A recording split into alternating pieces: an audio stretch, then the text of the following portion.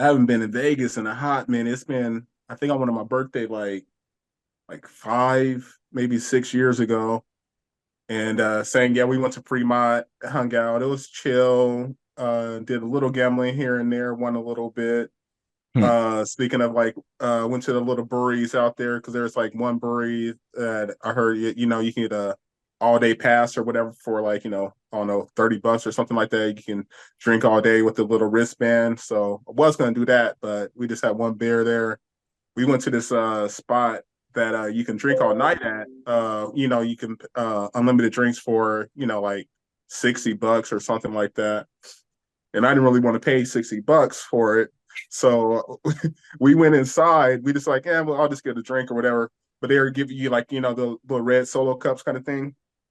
So I found a red solo cup on the ground and I was like, I'm not going to drink out of this. But so I took it to the front. I was like, hey, man, I bought my drink ticket and I dropped my cup. Can I get a new cup? He's like, oh, yeah, here you go. Here's a new cup. So I was drinking all night off for nothing. And I was like, yeah, I'll take Let's it. go. Shoot. Speaking of like casinos like roulette, I was telling her before y'all got on, like that's when I was talking about. I was like, oh shoot, I had to change plans because I was gonna go to casino with my girl on Friday, but the casino that they wanted to go to was like a little over an hour away, and they were gonna be out there all night. And I was like, I ain't trying to be up all night and then try to be on the Mm. podcast or be on here at like 7:38 or whatever. So I declined. But we Yeah. went like 2 weeks ago, and that was like the first time I actually played roulette. So I was like, yeah. So I did the same thing. Wesley, passenger 57, always bet on black. So I won a little bit on that. I put a couple down, And then it lands and it on was green. like $5. I think it was like $5 max. But it was like that was the first time I played, so I didn't know all the rules. It's like, oh, if you bet inside, you had to do $5. If you bet on the sides, you got to do $5. Each Or chip. Yeah. so I was like, oh, okay. So I was just playing around. I won like I won like 60. So when I was like, I'm good. I was like, at first I was down to I only was gonna bet like $40. Then I was like, I'm cool. Then I was down to my last $5. So I was like, forget it. I'll just put this all on one thing, and I won, and I won my money back. Then I won sixty Mm. bucks. So I was like, I'm leaving with this 60. I'm cool. So Yeah. I I was saw gonna this say, dude. do you believe, because all of y'all have been at the tables and whatnot, do you believe it's good luck to do the tipping and stuff like that, tipping the dealer and all that? Because I mean, at a certain point, it's like it could be good luck. It could just be like, I'm happy to be here. You got to kind of pay your dues to even be at the table. Sometimes it's just like, nah, like I earned this, like you gonna make your money. So I'm always conflicted on that, but I'm I don't always I believe in it.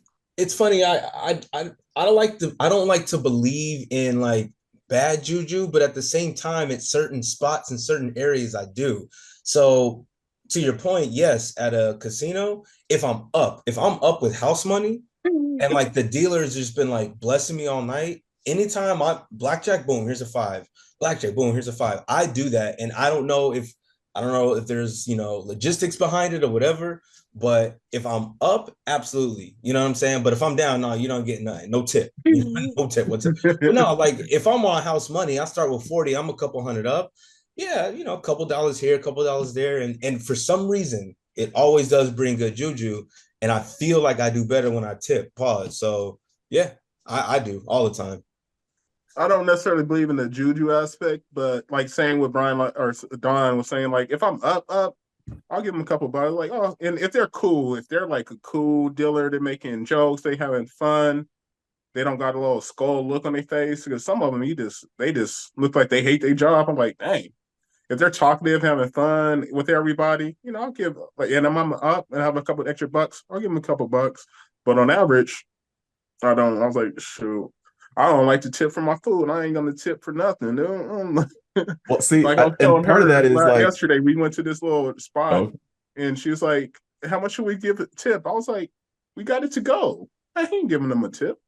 Like, why would I give you a tip to go?" And she's like, "Oh, but hilarious. but but no, like when I was saying with that dude, when I was playing the roulette."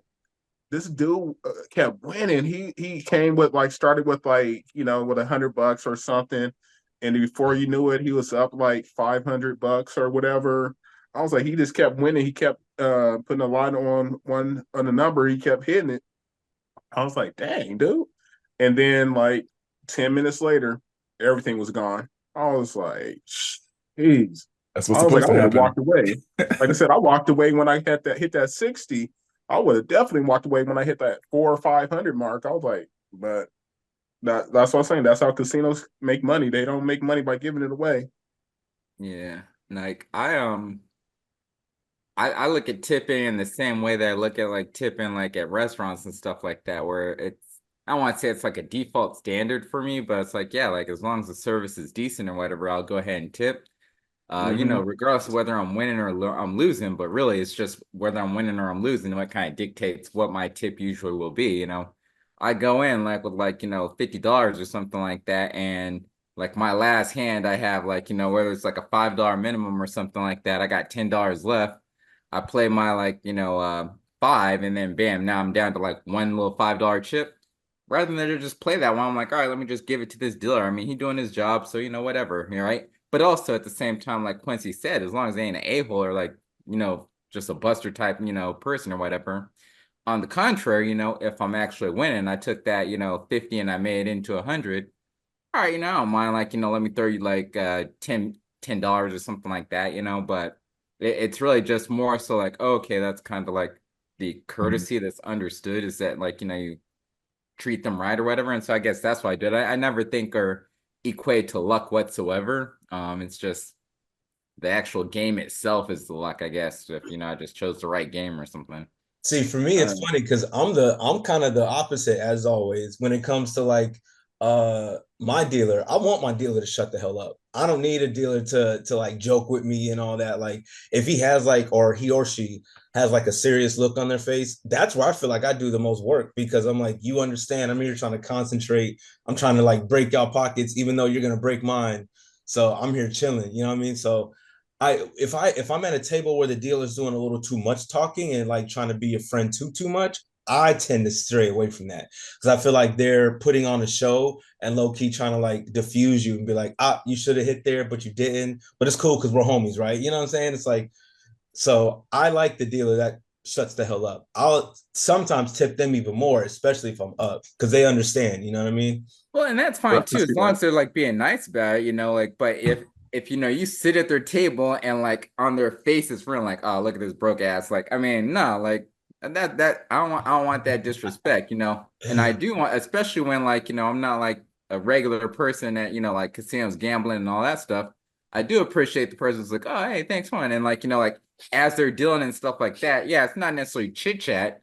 But like if I ask him a question or if someone else on the table asks him a question, he's receptive. Yeah. And then like all of a sudden, like he deals the cards out to me, and it's like, two aces or whatever. And I'm just like, oh, okay. So because I'm slow at math, I'm like, oh, okay, so I got $2 or I got left, like, whatever. And he's telling me what I got. And he's like, oh yeah, you probably want to split here. You want, like giving me little educational tips and stuff like that, And then, yes, it is kind of lame when, like, they still get 21, they land on 21, they take your money after you split because they recommended it. And it's like, tough one. Like, as they're smiling, like, yeah, that's kind of annoying, but, that's still being receptive to me. It's more so, again, just that attitude.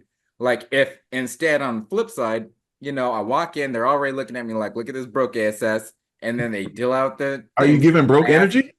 No, like they deal out the cards where I ask them a question like, hey, and then they just look at me like, how the fuck do you not know that? And like, like I should know, that's the type where I'm like, no, if you think like I'm an expert, then fuck you. You can get like money from somebody else. I'm not gonna tip you. When I don't even sit down at the table if it's not a good vibe. Like I'll scope out the scene, just be kind of just watching, and I'm not watching how the game's going. I'm watching like what's the general vibe of the table. Is it, because again, it's not their money, so what's it in it to them for like if you lose or not? So like they're just a conduit towards playing this game. They're a facilitator. They don't really have any vested interest, allegedly. So if they're just sitting there and they want everybody to win, and everybody at the table is encouraging each other, that's one thing.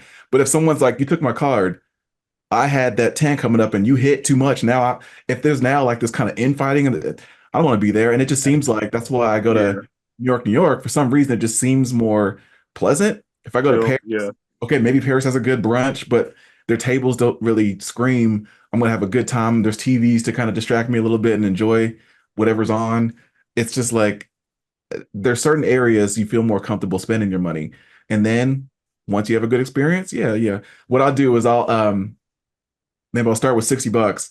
Once I get up 100, I start putting the chips in my pocket. Like, okay, Exactly. I'm definitely That's leaving all day, this. all day. I'll play with whatever's left, and then once Yeah. whatever's left Once that's runs out, gone, or I I start walk winning away. more goes into the pocket. So it's like, okay, Exactly. guaranteed, I ain't gonna slip up. And Yeah, then that's always. That's what I That's do. what I That's funny. say. That's what I say. What I do Nah, is completely different. Like the nah, only that's time I actually do like pocket money and actually make a profit is when my wife is sitting like or standing right next to me as I'm playing. And it's like, oh, okay, let me give it to her. Cause no, I'm like, ah, yeah, I'm good. I'm rolling. Ah, dang, we took it down. No, that's all right. Let's keep going. Ah, roll. Dang, down. Ah, this is some bullshit. All right, yeah. Hey, where's the ATM at? Like, I'm competitive in the sense like, no, I need to win this. I need to, so yeah. save nah, me for that's funny. myself. Two quick stories. So on that note, was the same. Like every time I'm up, I was like, I'll keep certain amount on the table. So I'll stay with like 60 on the table. And every time I win, I just put the winnings in my pocket. And every time I win, I put winnings in my pocket, lose, like, dang. Then one time I just kept putting my winnings in my pocket, and then I was down to my last 10, and I bet the 10 and lost. I was pissed for a second because I thought I lost all my money. Then I like reached my pocket and I was up like 300. I was like, oh, all right, cool. But I still walked away. I was like, cool. And back to the other what I was going to say when Brian was talking about splitting aces, man. I was one time. I remember it was at New York, New York. I think I went with David back in the day. Mm. I had a ace, two aces. Split them. They gave me another ace. Split that. Dude gave me another ace. Split that. I was like, really? Okay. Then I had $40 on each hand. Blackjack, 20. Dealer had blackjack. So I pushed on 3 and lost on 1. I was like, how is that even possible? But yeah, I super thought, I was like, oh, heck yeah, I'm about to win. Happy, cheering, smiling big. And then seeing the dealer hit a blackjack, man, took my soul away from me, man. I was like, this is not even fair. This is when I know y'all cheating. That makes me, all right, I'm going to like bed. that get you heated like you want to fight or something, right? Like, Yeah. I'm like, ain't no way. Like, yeah. That was like when and then they just like, nope, next deal. You're like, no, I need to ponder about what just happened. right. That was like when me and you and Harold with Sid and Brandon and them. Like, I don't know if you remember, we were playing that big 6-1, almost like the roulette thing with the big wheel. I put I think it was like 20 or something on 40 black or whatever. And if it landed right on it, but then it like slipped off, I was like, man, everybody was all cheering for me, like, yeah, you got it. And then it was like, I was like, it happens. I was like, dude, I would have won 20 times 40 or whatever it was. So I was like, man, this is ridiculous. But yeah. So what are your thoughts though on tipping in general? Because it seems like tipping has gone crazy. Where I don't know if you saw that. I don't know if you saw that meme where someone screenshotted like they bought like a meal for $15 and then it said 100% tip. And they're like, wait, what? Is this a thing now? We're doing 100% tips, 80% tips? And it was like on the machine. So you got to like then custom, no, I'm going to write my own tip because I'll be damned. So I don't know. Like, have you think it's gotten out of hand? Like sometimes people are asking for tip when it's like, do I need to tip on that? Isn't this just services rendered? And this is a transaction thing. I do. I'm getting annoyed in this fact that like everywhere you go, it's like tip. Even like I think what Quincy was saying earlier, like we got a tip for takeout food. I personally don't do that. I don't. All you did was answer the phone. That's you get paid to answer the phone. You didn't give me any other service. You know what I'm saying? You answer the telephone. So well, that happened because of COVID, right? Because you're quote unquote going through the craziness to serve me food, and the least I could do is put a little extra on it because you didn't have to do this. You could be safe, not. Facts. I think it was because of COVID, and then obviously as the times change, like all the new businesses, they have their little like iPads and stuff with to be able to opportunity to tip, and now everything you do is a small business. If you don't go to corporations, literally everything's a small business now. So I think with that, and I'll say this: when it comes to small business, I do tip every small business I go to, whether it's like a little small coffee shop, if it's like a small like boutique, anything small business. I could tip there. Corporations, never. If we go to like a Chili's or something like that, anything to go, anything of that nature, I don't tip. But if it's small business vibes, I'll tip then because I know what it is. It's a mom and pop. They're trying to hold it down, take care of their family. So I do the same thing for that. I do think the tipping is getting out of control with this, like we suggest 19 to 20, 25%. I'm still in that mindset of like, nah, fam, you're getting about 15 at me. You know what I'm saying? Like, I don't do the 18 to 25. It's just ridiculous. Like, I spend $80 and you want me to 18 is the minimum? Like, no, it ain't. But it's not like I Right. don't feel like just because you guys decided to increase your prices on stuff, I got to increase my tip. That's kind of where Yeah. it's at. I'm not matching my tip with the increase in just everything world. I'm not doing that. So you I want to feel have you. inflation? That's on you. The inflation is no. We're staying relevated in these pockets. You feel me? That's Yeah, funny. 100%.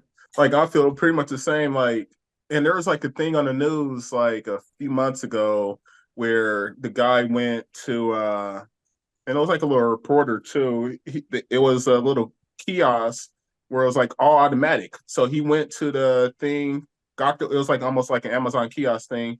He went to the thing, got the water, went to the register, checked it out, and it still asked for a tip. I was like, why would I he was like, why would I give a tip when there's literally no employees here? It's a little airport kiosk kind of thing where you went in there, grabbed the drink, and scanned it yourself and just self checkout. Why would I give a tip here? I was like, this tip is ridiculous. And I give tips based on like I'm still old school, and people like all hate like, dude, I used to be a server. I was a waiter for a minute. So I give tip on based on service. If you a great server, I'll give you a better tip. If you garbage, you get a garbage tip. If a tip, I'll still give you 10%. If I have two drinks at a bar, I'll give you $2. Why would I give you like 20% or 30% or whatever? I was like, dude, you poured a beer. I'll give you $1 for that. Well, But there's some now where it's like you go to a car wash and it's like a tip, and you're like, for a car wash? Like, yeah, it's like It's like going everywhere. like Like, what dude, else did you, I mean, it looks nice. I'm glad. I'm not gonna be like super glad. Like I forgot how much I already paid for the initial, getting in the door. But it used to be back in the day, you would maybe pay for tip for like pizza delivery and like your barbershop cut. But now it's like it seems every little step you got to make sure you have extra cash. And the problem is we didn't have cash, and then they made it into all these hand devices where it's like, all right, well now just punch it in and you're just going to tap it and pay, and it's an anonymous account that's just debiting and debiting and debiting, and you don't know how much money you got, so whatever. What's another extra 10% on it? yeah. And you got to They realize in get you. like certain states, like I was talking to, and if you do it a card, the waitress and stuff, they don't even get it. Cause I was, when I went to Oregon, the month before last, she was telling me the little waitress at this little bar we're at, she was like, if y'all got cash, we prefer that because if you tip with the credit card, the restaurant gets it. We don't get that. And then they give us like a percentage of it. They give us like, 20% or not 20, it's like they keep 20, they give us 80 or 60% of whatever tip that you give us, the rest goes to the bar. I was like, that's some shady stuff. So you got to realize that too. It's like half the time when you tipping, especially when you tipping on card, that waitress may or may not be getting that full tip that you're giving. So What that's about why I Uber? usually try to do cash and stuff. That's Uber why and when we go, Lyft. yeah, when I don't like to write tips on, and I always been like that for some reason. I never like to, I do it here and there when I don't have cash. But if I have cash, I'd rather just put zero tip and leave like a few bucks on the table for the waitress. And that's probably what we do after this podcast. We're gonna go get some lunch, breakfast, whatever you want to call it, and we'll give him a few bucks. She wants some menudo for breakfast. So I was like, yeah, we can go do that. I'll give him pay with the card and give him a few bucks cash because at least I know I can do whatever I want.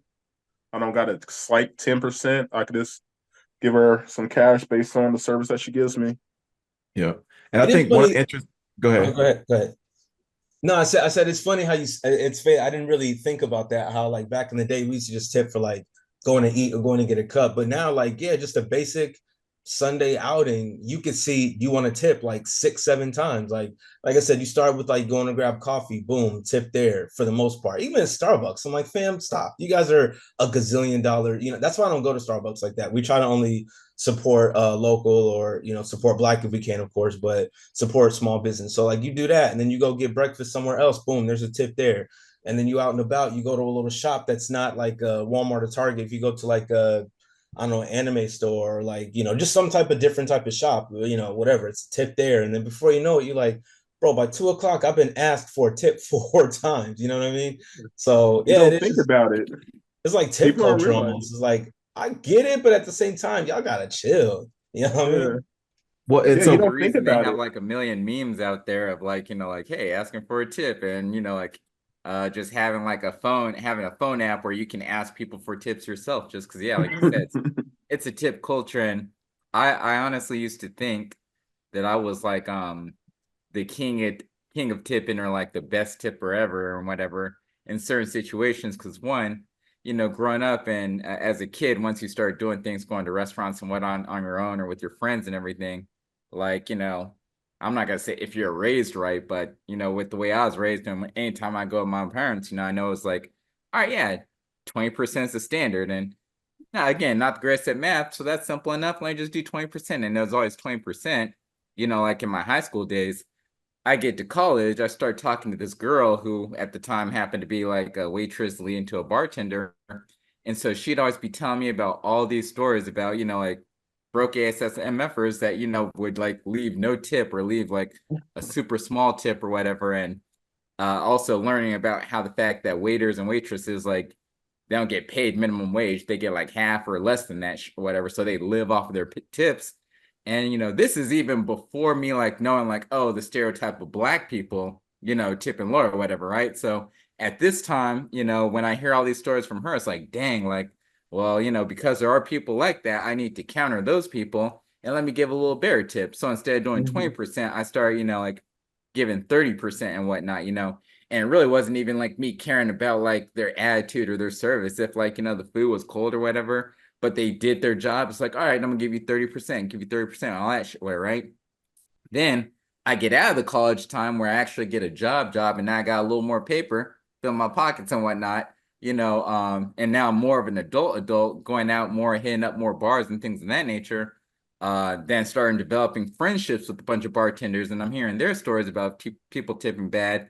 And then on top of that, that's where like, I start to grasp more of the concept of, oh, black people don't tip. And it's like, oh, damn. So now again, there's more guilt about shady people, like, not tipping or whatever. And on top of that, there's the black guilt, like, dang, I need to like, like represent our people, because part of the reason we might get poor service is because people expect us not to tip. So I give this dude a big tip of like 50%. And it's like, oh, okay, dang. So now like the next time they see a black person, or they'll actually treat them with some grace or so on and so forth. Or I'm going to this bar where these people are my friends, and not saying they don't do their job, but maybe every once in a while they like, accidentally poured an extra beer, and they send it my way because they know me and stuff like that. Yo, I know they have troubles. I'm gonna go ahead and I'm gonna tip them 50% as well. But So dude, for a decent amount of 50% on years, a I was $3 tipping like, drink ain't like much. 50, 40, and at the least 30%. And if it was like horrible service, yeah, I'd give you like a 20% or a 10% tip. But like I was always still giving tips.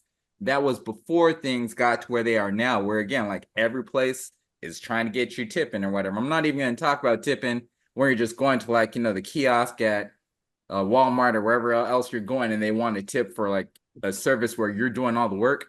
I ain't tipping nothing there. But Facts. on the drive-throughs and like takeout and stuff, like when you're doing, well, not drive-through, but yeah, takeout or whatever, when they had COVID going and whatnot, I'd give a tip, and I'll still give a tip now. But it's kind of like what Quincy is saying. Like if I were to like 2 sub sandwiches. I drive to go and pick them up. All you guys did was prepare the food, which is your job. I'm gonna give you $1 per sub. And the thing is, it's like, all right, yeah, like they really didn't do a whole lot of work. But again, going back to the whole concept of like they're not necessarily getting paid what they deserve or what they should get, even if they're getting like the minimum wage, because the minimum wage is way too low in my opinion. So it's like, yeah, let me go ahead and give them another dollar. What's another dollar to me? Like, if I can't afford to tip, I don't know. I don't need to be getting whatever I'm getting. That's my Well, thought. and the one thing that will be interesting because you've been to Japan and Ooh, they're known for, considering tipping to be offensive, yeah, where like Most exactly. countries if you are. accept tips or if you beg for tips, then it's almost like, oh, what I did wasn't worth it, or you feel Yeah. like this is confusing where the price isn't the price, or my employer doesn't value me. So there's all these different situations in which that's a slap in the face to them if you offer them more money than what they actually said the cost is. And so I don't know if Yeah. that's ever a thing that translates to Americans, but No. It would It never, should and be. that's They just most need to countries. start paying them more money. That's all. I mean, like, pay them like an actual wage to where you don't gotta worry about tipping and stuff. I think that I love Japan in the sense that they didn't do tipping, not because it's like I'm stingy and I didn't want to tip, but it made things easier as far as like, all right, I know this is what it says I'm gonna pay, and this is what I'm gonna pay. I don't gotta like worry about doing math in my head or making sure I have a plus couple extra tax, dollars for plus this and tip, that. I mean, Yeah. like they're just happy. Like if you like, appreciate their service and you say thank you, that's that. They're not. Oh, thank you. Oh, like if you try to even like reach in your pocket, they're like, no, no, no, no, like trying to push you down. Like yeah, so yeah, Mhm.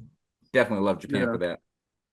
Most countries, like I was saying, most countries are like that, not just Japan. It's just, most European countries and all that stuff too. Thailand was like that, where they don't really expect it. Like America would never get like that. I remember I gave a bad tip once on an accident with this chick, and but she told me later. It was funny because like I accidentally left my wallet at my homie's house because I crashed over there. I left my wallet and stuff, and then I was hungry, so I stopped at like IHOP randomly. I never been stopped there, so I was like, I don't know why I stopped there, but I was hungry, so went there and realized I left my wallet. But back in the day, I used to always keep like $20 in my car for emergencies, for like it run out of gas, something happened. I always kept like $20 in the trunk, so I used that, and it was like the thing was like 16 something, then tax was like 18 something. So I gave her like a dollar and something in tip. But the funny thing about it was like she was like flirting with me the whole time. And I ended up getting her number, and I ended up taking her out too. And she told me that next night she was like, if you weren't cute, I would have ran out and threw this damn change at you. I was pissed when you left that tip. And I explained the situation. I was like, nah, my bad. I left my wallet and blah blah blah. But she was like, that was like the one time that I messed up and like gave a bad tip on accident. I gave a bad tip on purpose before. Like I remember I had some horrible service. I don't know. I almost kind of think you were there, but it was back in the day when we used to go to TGIF Fridays all the time for their happy hour and stuff. I remember I ordered a drink and I ordered something else, and the waitress never came back, and I could see her at the bar eating her food. And I was like, this chick is sitting there eating her food. I ordered a drink like 10, 15 minutes ago. And she came back. She's like, oh, I forgot your drink. I was eating. I'm sorry. I was like, see, but yeah, I could see whatever. happy hours are probably the worst times, right?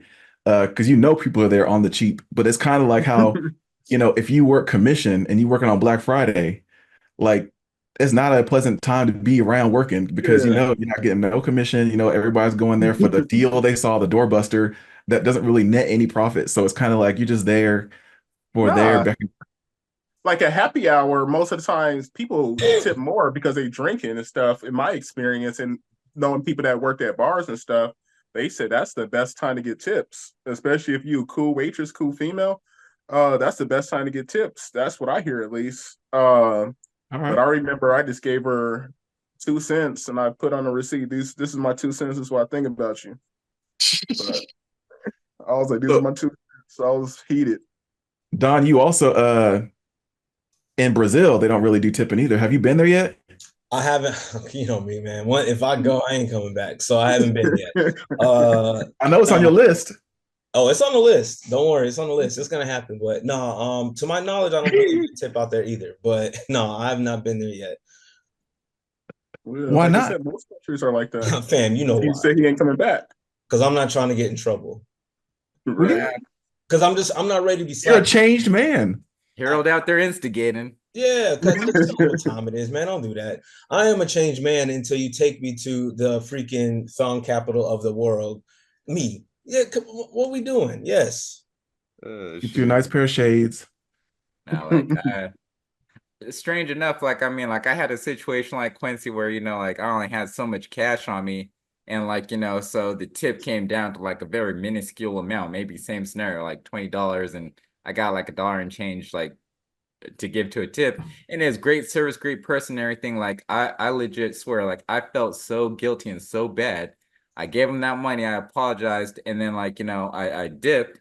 I went to the ATM to get money out to have, and then went and bought something to make some change to come back and give them like more money. And they're like, "Oh, no, no, no." It's like, no, no, no. Like I need to do this. Like, just to I make did me something feel like that better for before. doing like doing right by this person or whatever. I did that Yeah. one time my barber, but I mean, like he knew that I had money or whatever, so it's no big deal. But yeah, like sometimes if it's a situation where it's like, hey, this guy did, or this person did so great as far as their job, yeah, I do want to appreciate them more than your average person because I feel like I think that Yeah. a lot of people are like not even just black, but people in general are like just hella cheap and like let me get this service and let me be like a Karen and be demanding and having to have you wait on foot and do everything I say because I want that power. I want to show you that I'm in charge. And then because you do everything right, oh yeah, it's recommended 20% or 10%, I'm gonna give you that. And it's like if they give that, like obviously everything goes viral now. So you'll see things on social media showing people like, hey, this was like $1,000 tab or whatever, and this person gave me like $10 or something, like little like things that go viral talking about how horrible people are service wise.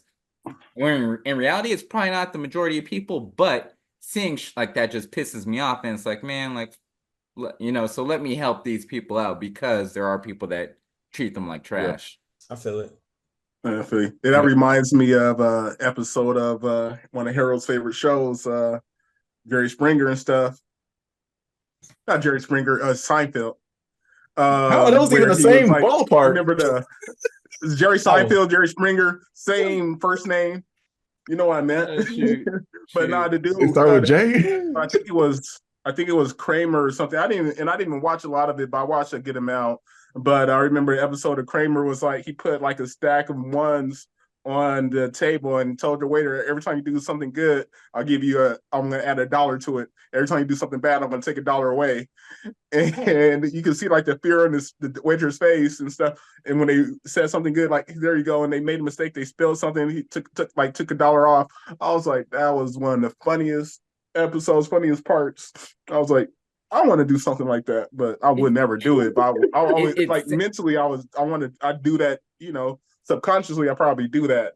But I was like, I mentally was or gonna do better too. subconsciously or like to yourself. I get that that's cool and that's a good idea, but um it sounds funny. I'm thinking like from the perspective of that waiter or that waitress, especially if I was a teenager or something like that, like yeah, um I'd be all like concerned or whatever, like kind of like that character or whatever. But like, especially me now, like I would just like whatever. If I was giving you like the waters they drop off or bring to the table at that time, if I see money out there and you like give that little spiel, like, hey, like your money depends on your service, or I'm like, motherfucker, I was gonna come and give you quality service, but I don't need your money. Like I'm not your little pawn. Like I would straight throw that fucking water in his face. I'm like, I'd be willing to lose my job because of this like person trying to act like you don't fucking mhm. owe me. I ain't your slave. You like I don't need your Exactly. That's money. Like 100%. that make me heated. So yeah, Exactly. I'm with you That's in this. why I If said I you would want to never do that do in your it. head, do that in your head. But I wouldn't do that like actually like with the money Oh there. yeah, of course, of course. That's why I said I'll do it subconsciously. We all do it, I think. But yeah, Yeah. to actually do it, I would never actually do it. But I just remember, and this was freaking early '90s or mid '90s, early '90s compared to 2024, where everybody's hella sensitive, everybody's different. The mentality of everything is different compared to back then. You could actually laugh at stuff, True. but and not hurt somebody's feelings. But yeah, I think that's funny. Did y'all think about that the top five situation back in the day? The top five No, 90s cartoons and stuff? I tried to. Yeah, mine was more like Nickelodeon stuff. Like I had That's like cool. because I was trying to think, first of all, like a lot of the cartoons we grew up with are like I like the Looney Tunes and stuff. Like that's not 90s because it's been out since the like 60s and 70s and stuff. Then I was like, well, I also grew up watching like Charlie Brown and stuff, but that's not 90s. You know what I'm saying? Then I was like, obviously my favorite characters growing up was Ninja Turtles, but even that was like late 80s. So I I was think like, that was 89, yeah, it was like 89, 90. 80, yeah, 88, 89. So I'm like, I don't know if I consider that 90. So I was just throwing out random stuff like Animaniacs would be on my list. Even Simpsons, but Simpsons wasn't 90. So it's like I threw like Animaniacs in there, I threw Rugrats in there, I threw like Rocco's Modern Life, like Ren and Stimpy, like and then like Ren and Stimpy. yeah, and then like one-offs that people probably don't even remember, like Wayne Head. Like I love when Wayne Head was out. You know what I'm saying? Or Season. that was Damian Wayne's show. Like when I was a kid, that shit was popping. And Mm-hmm.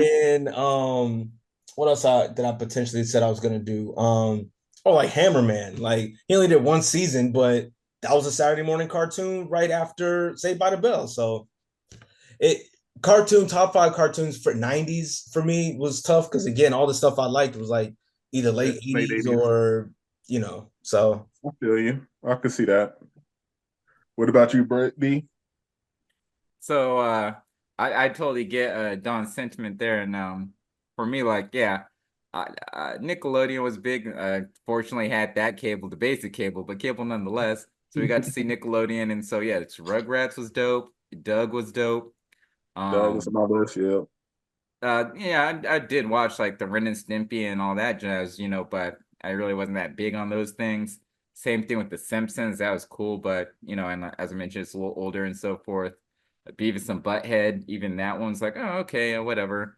Um, He said whatever. I'm trying to think, like, I mean, on on like Saturday mornings or whatever, at one point they had X-Men. I remember watching that, and that was dope. I don't know the years of what that would be, but I remember I was watching it in the 90s, so I'll throw that there. It was Um, 92, I think, 92, but 94, something like that. outside of those, again, probably just those two, Rugrats and Doug.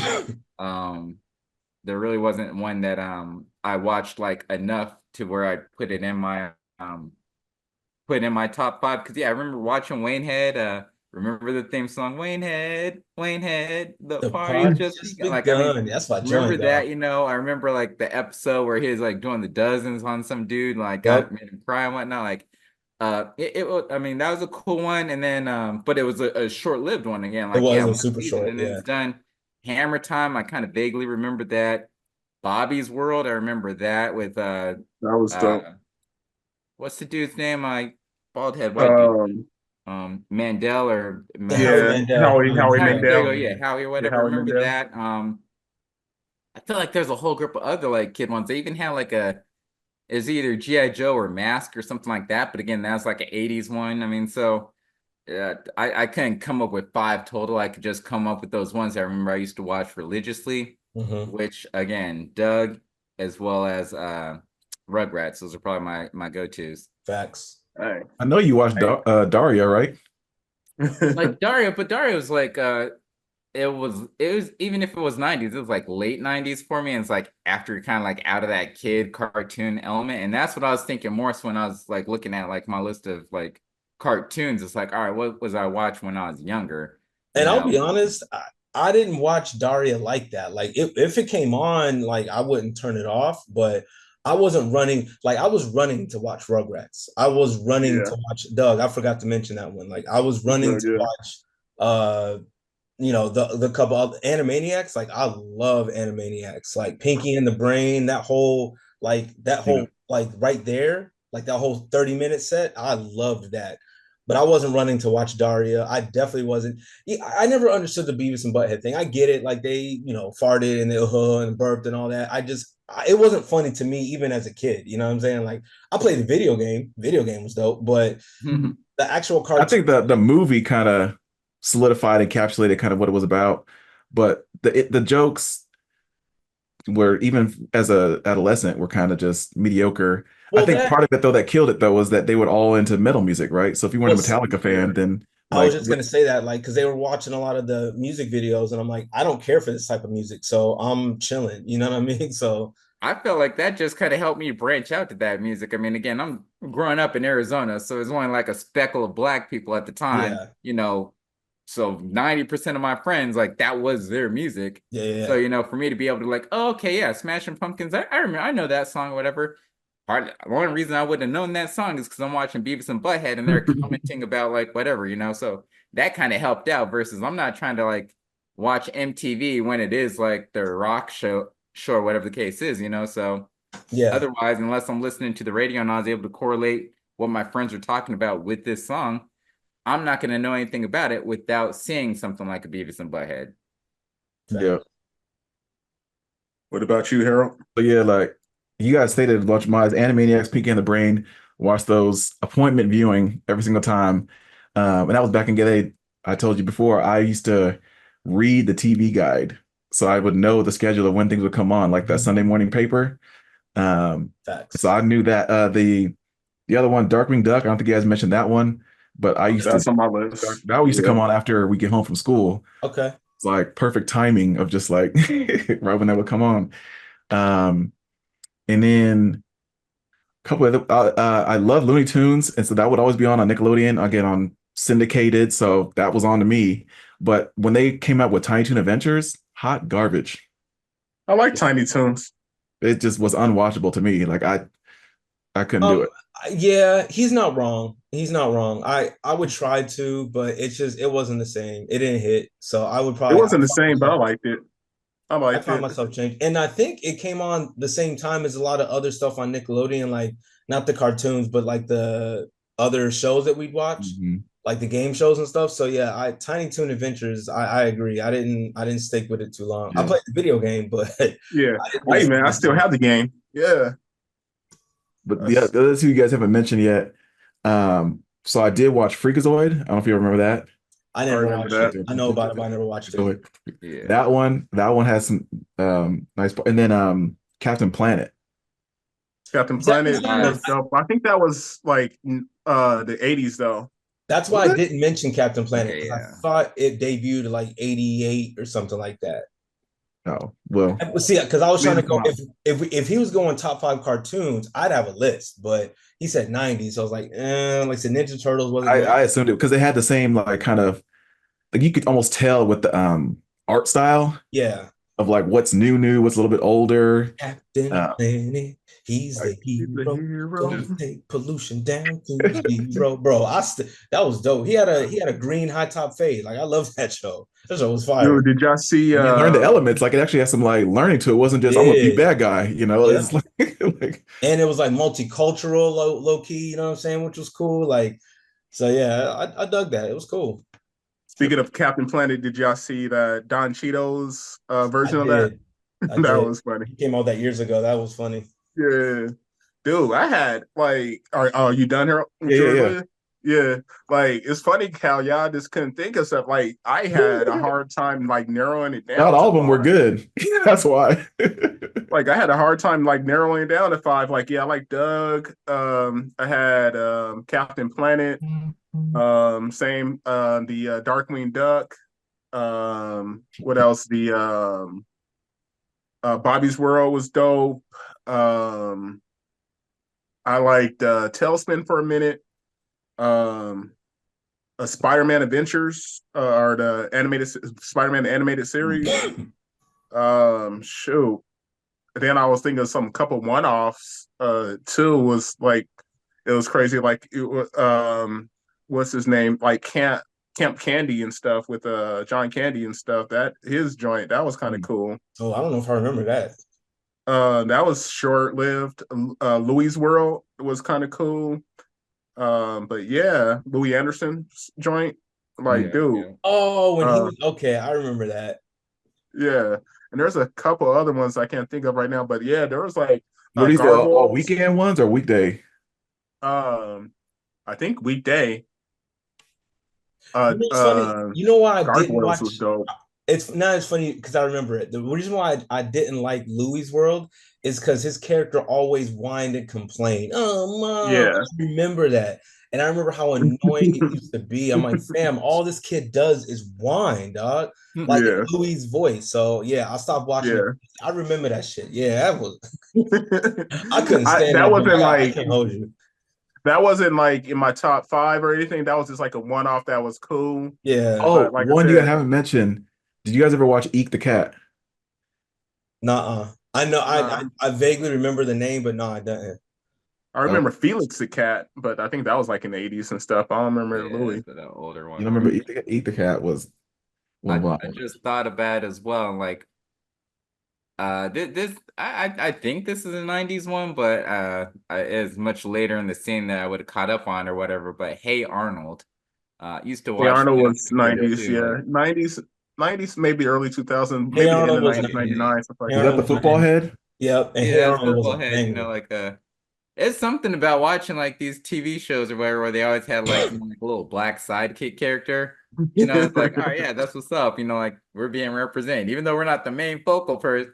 there You know, it's though. like, oh, we're that sidekick, Yeah. and they Yeah. always made Like us the cool sidekick. Like Skeeter was the the homie. Skeeter was Like, you black. know, That's so what I was it's gonna like say. Even though you're he was like, yeah, blue, like he was everybody know he was black. He was a yeah, blue shut character, up. but he You was know, black. that's dope. And I was like, I liked gummy bears and stuff back in the day too. I think that was the 90s. Yeah.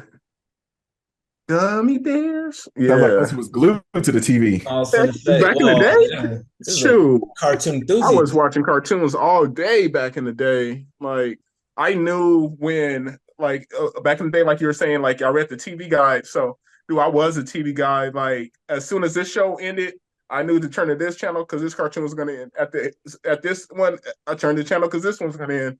All right, turn to channel 10. This one's over. Turn to channel 15. Turn to channel 13. Like, dude, I knew it. Like on the, but yeah, man, I used to love that stuff back in the Nerded day. out. That's funny. Good. What were we gonna say, Don? Oh, nothing. I was just like, like you said, he's a cartoon enthusiast. I respect it. Yeah, because I think Plus, Maybe. there's I feel always that like, era of like you're like 12, 13, you're like, all right, I'm gonna start doing stuff that's more serious. So yeah. I'm gonna start watching things like all that and like SNL, and I'm gonna like go watch real movies and real shows. I'm done with this cartoon stuff, right? You know, Well, even me even on the even Super younger than Nintendo and that. it's still the same. Yeah, like even younger than that, I felt like I was like I would watch a cartoon here and there, but then like I wanted to go watch like Yo MTV Raps or MTV Jams, or then after that I was trying to watch like the Rap City. teenager shows or something like that. Like one when Nickelodeon did for teenagers, Are You Afraid of the Darks and Clarissa Explains Yeah. It All. Like once they got into that I bag, remember that. I was like Yeah, 8, 9 years old. Like, oh, aside from Ninja Turtles, like once that was off, then it was whatever. But yeah, no, I felt like I was trying to like be more adult at a young age. You know what I'm saying? So a lot of the cartoons, even if I knew they were on, I would just try to go to BET or watch something else aside from cartoons. I don't know. I felt like I didn't watch cartoons as much as a normal kid should. You know what I mean? I don't know I why. think I was just trying to be cool too early. it Yeah, happens. I think for me, like it wasn't by choice, it was by force. Like, cause I mean, like I'm watching TV, and obviously I was the youngest, so like my older brother, you know, like he grew out of cartoons, obviously, like while I was probably still into them, and like uh, my transition in TV came about because of what he was watching and everything. So it's like, all right, yeah, instead of watching, um. Ren and Stimpy or watching Animaniacs or whatever the case may be, DuckTales, all that jazz, you know, like it was okay now. Like we're watching Saved by the Bell. Oh, we're watching California Dreamed, or oh, we're watching um A Different World, or oh, we're watching Fresh Prince, and so you know, and so Mhm. I gradually moved into those things. The one I could hold on to for the longest seemed like was Rugrats. Like I Hmm. still was able to watch that whenever it Watch was that on and today. so forth, but you know, even freaking Tool Time with Tim the Tool Man Taylor and all that, and like start watching more sitcoms and more like, you know, Mhm. actual live people as opposed to like cartoons, animated stuff, whatever. Again, not by my choice, but because my older brother, he's older, so he's the one that controls the TV. So Mhm. I'm watching what he's Happens. I watching. feel I'm you. watching nothing at all. I feel you in that. But at the same time, most of those shows that you mentioned all came on later in the day after the cartoons were on and stuff. But I feel you. I transitioned to like, the Tims, the Are You Afraid of the Dark? Are you the Carissa explains it all and all that Yep. stuff. I remember all those too. But yeah, but at the same time, like I still went back to the true love at this back in the day. Yeah. Dang, they don't make cartoons or shows or anything. Even like when you're talking about the Animaniacs, it's crazy because I remember I used to like the Animaniacs, but I know they when they did the reboot like a couple years ago, and the controversy about the pigeons and stuff, they wouldn't do the pigeons because Mm. it's demographic and stuff. It's like it was a stereotype of the mob and stuff, so they didn't do it on the new one. Which those were actually kind of funny. Those were kind of cool too. I was like kind of mad they didn't do it. And I there's didn't even hear something about else that that. they redid, huh? I didn't even know that was a thing. I didn't know there Mm. was a controversy I in can it. see it now. I can see it. Yeah, there's a couple of things that they remade and they changed and they didn't do and stuff like that. But yeah, they were like, oh, the big controversy with the Italian American community with this and that, so we're not going to do this. I was like, really? Are you Well, see, serious? so They're freaking pigeons.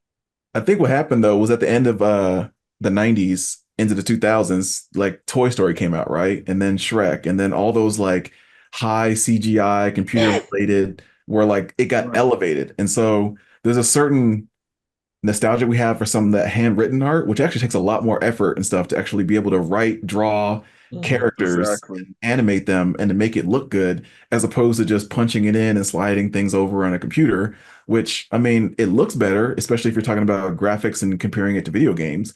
And people want to create that Pixar look. But once that came into, DreamWorks, Pixar, Disney transitioned over to the computer world, like the cartoons changed drastically. So you don't Mhm. get the kind of campiness and the fun zaniness of like a Popeye and what he's going to do Mhm. every day, and versus now you get Paw Patrol, which is all about trying to make your child a better citizen by saving and rescuing. Like, okay. So It's more realistic in these cartoons. You're not seeing like an anvil drop on someone's head and them still be alive and whatnot. It's actually, Acme. yeah, yeah. Right. So Acme I Company. got you. Speaking of Popeye, I'm not sure if it's real or not, but did y'all see the trailer of the supposedly new Popeye movie with Will Smith playing it, Popeye or something like So that? I saw that a while ago. I don't know if that is real or not. Did you I say don't know. Will Smith is playing Popeye? That's what the trailer It showed. looked like it It could be was just AI, like but it was just like them talking and then kind of showing like his physique and like him as a his profile picture and stuff. So I don't think it was real, but I think it's you yeah. I know think how that's they always make stuff nowadays, and it was probably just some AI stuff. But I was like, why are they doing Popeye with freaking Will Smith if they are doing it? I was like, but we'll Robin Williams see. I looks don't pretty think it's good. real. What's up? Speaking of Will Smith, though, I'm glad you referenced that because I gotta go out there and I am gonna be a little disappointed if the answer is like I didn't see it, but have y'all seen? It's been a minute, so have y'all seen the new Bad Boys?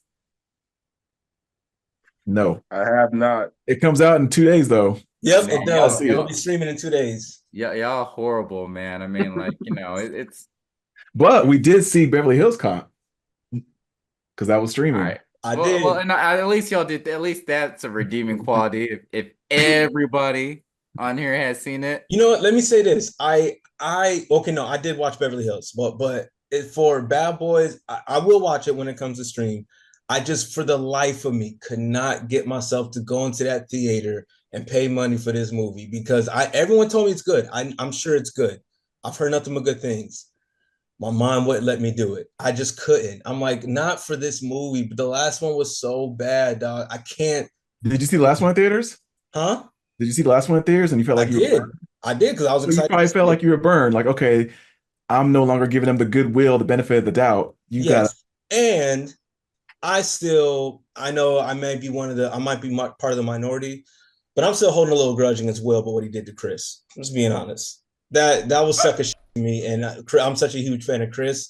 So like it's still hard for me to like want to support this man. I'm just being I feel like honest. it's Now like dang, like it seems like people like take it like, oh man, like he like stole or robbed from his family or something. Like motherfucker slap motherfucker. Like it's no, just Yeah, no, he no. stole We're on not. him. He But stole on him. it's deep. It's not deep, but he stole on the man in front of like the world, in front of a bunch of white folks. Like it was sucker dog. I don't care if you just smacked him. It was a but punk. but It was a but punk ass move. look at the aftermath of the like, right? Does anyone uh respect Chris Rock any less because of it? No. Okay. Was there anybody clowning Chris Rock like, ah, he's a sucker, he's a punk, he got, like, not, Yeah. no, like everybody was backing him and supporting him, like, yeah, Yeah. hey, man, like, hey, good on you for having that composure, man. I would have, so on and so forth or whatever, right? So, if anything, like, it elevated him, like, in the sense of him being a victim or whatever, and everybody's just like dissing and dogging like Will Smith, and rightfully I so, which is I think no, understandable, I but think it's there like, was all right, victims like, all around. There was what victims was all that? around because obviously Chris Rock, unbeknownst to him, whatever, dipped into a pool of like there was toxicity all around and you pushed a button. But then Will Smith was like the victim because it becomes, oh, look what he had to do to defend his woman's honor because she's been getting bullied by people like Chris Rock all along that he was given the look like you better go do something about this. And then there's the victim of Jada because hey, she's been teased and about her look and her alopecia that now has transformed her. And Quote, that's quote for something that we quote for can't as quote black. for Chris Rock.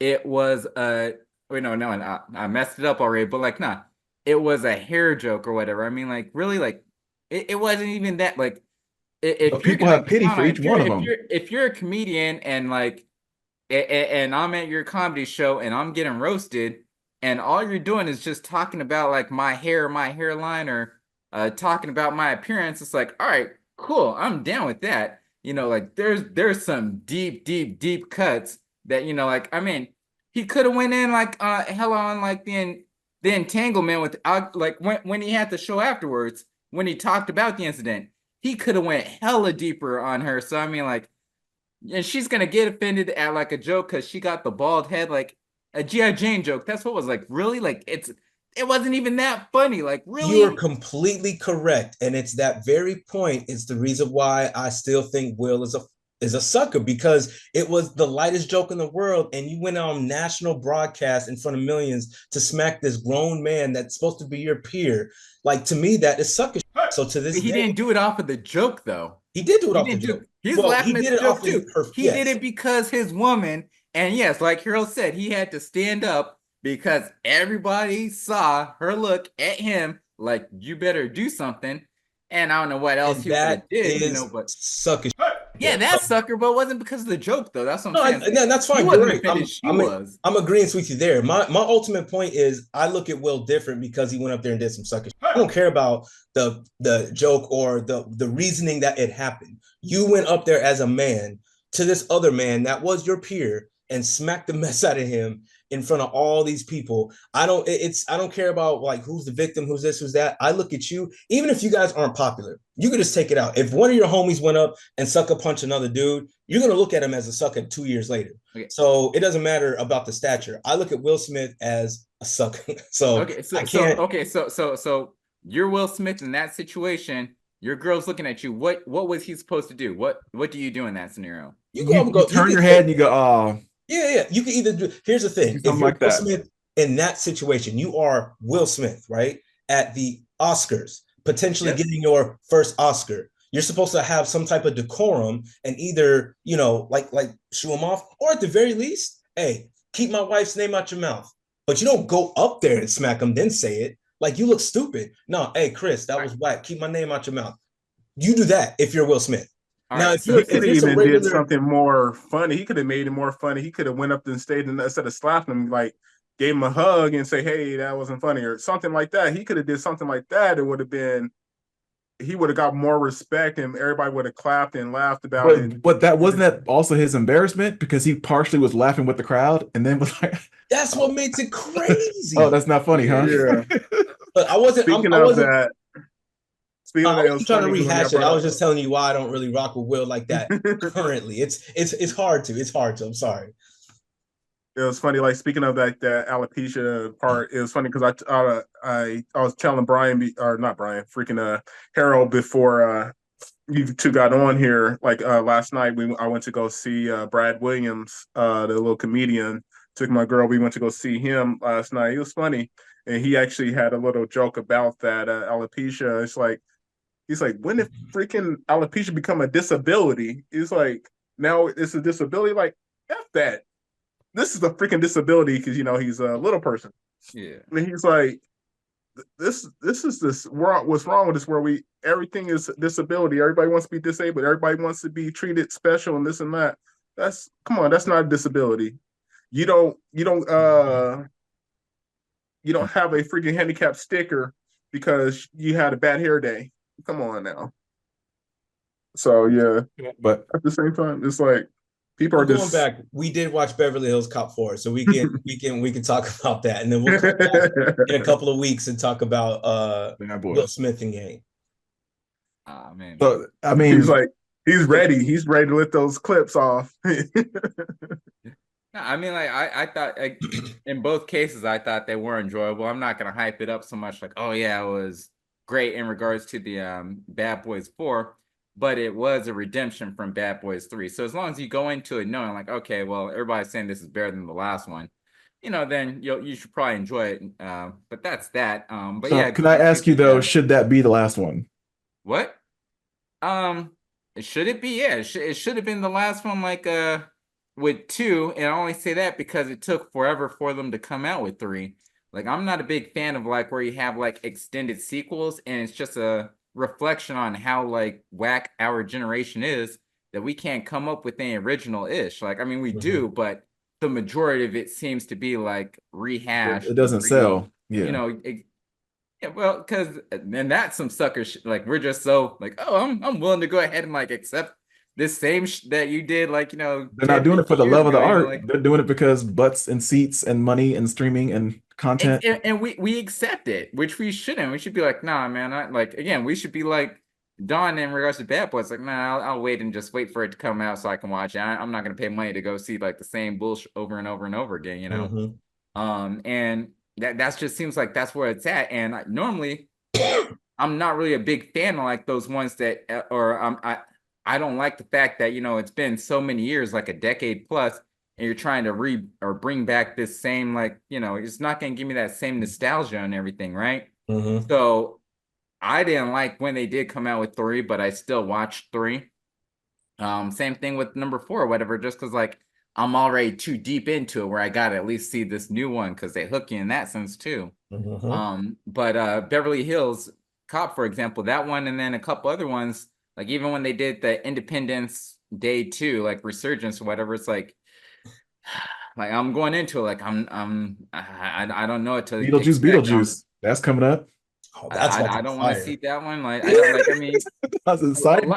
the Top Gun Maverick was phenomenal, but I didn't want to go in to see because it's like, oh, like, you already had something good. Why you gotta do, and so that's usually the way I'm going into any of these like remakes or delayed sequels and all that that comes about. But I will say that recently some of the ones like the Bad Boys and Axel F have been decent. I enjoyed Axel F. I don't know about you guys, but it was cool to me.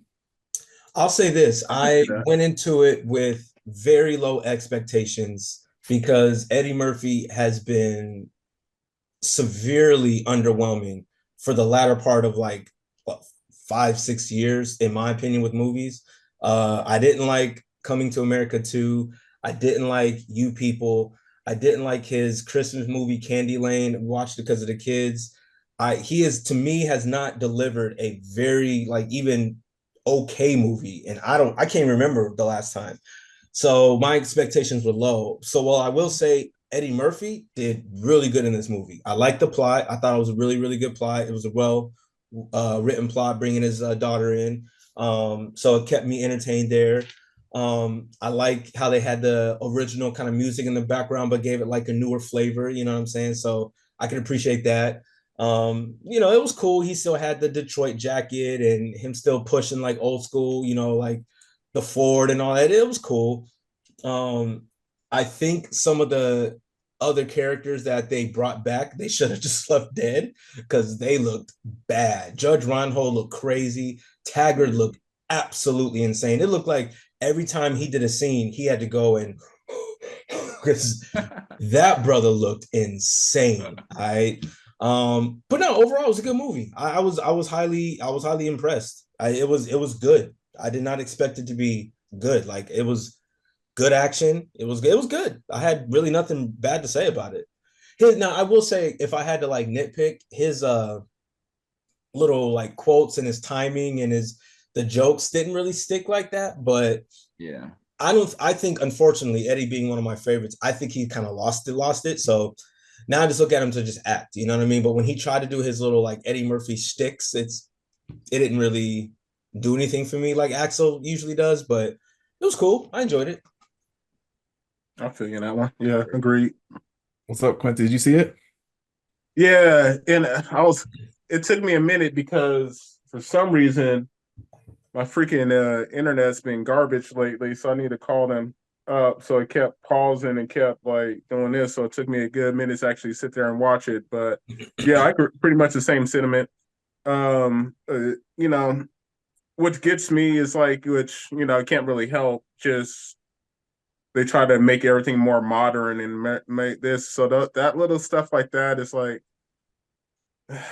I accept it, but don't necessarily like it. That's why, like the same thing when you're saying like doing it 10 years later, 20 years later, doing these movies, it's like it's not the same feeling, it's not the same nostalgia, it's not the same vibe. It's like even back to where we were talking about the cartoons, like they used to, hand draw the cartoons. Now it's like all digital. It doesn't feel the same. It's not the same heart, the same soul from what we grew up and loved.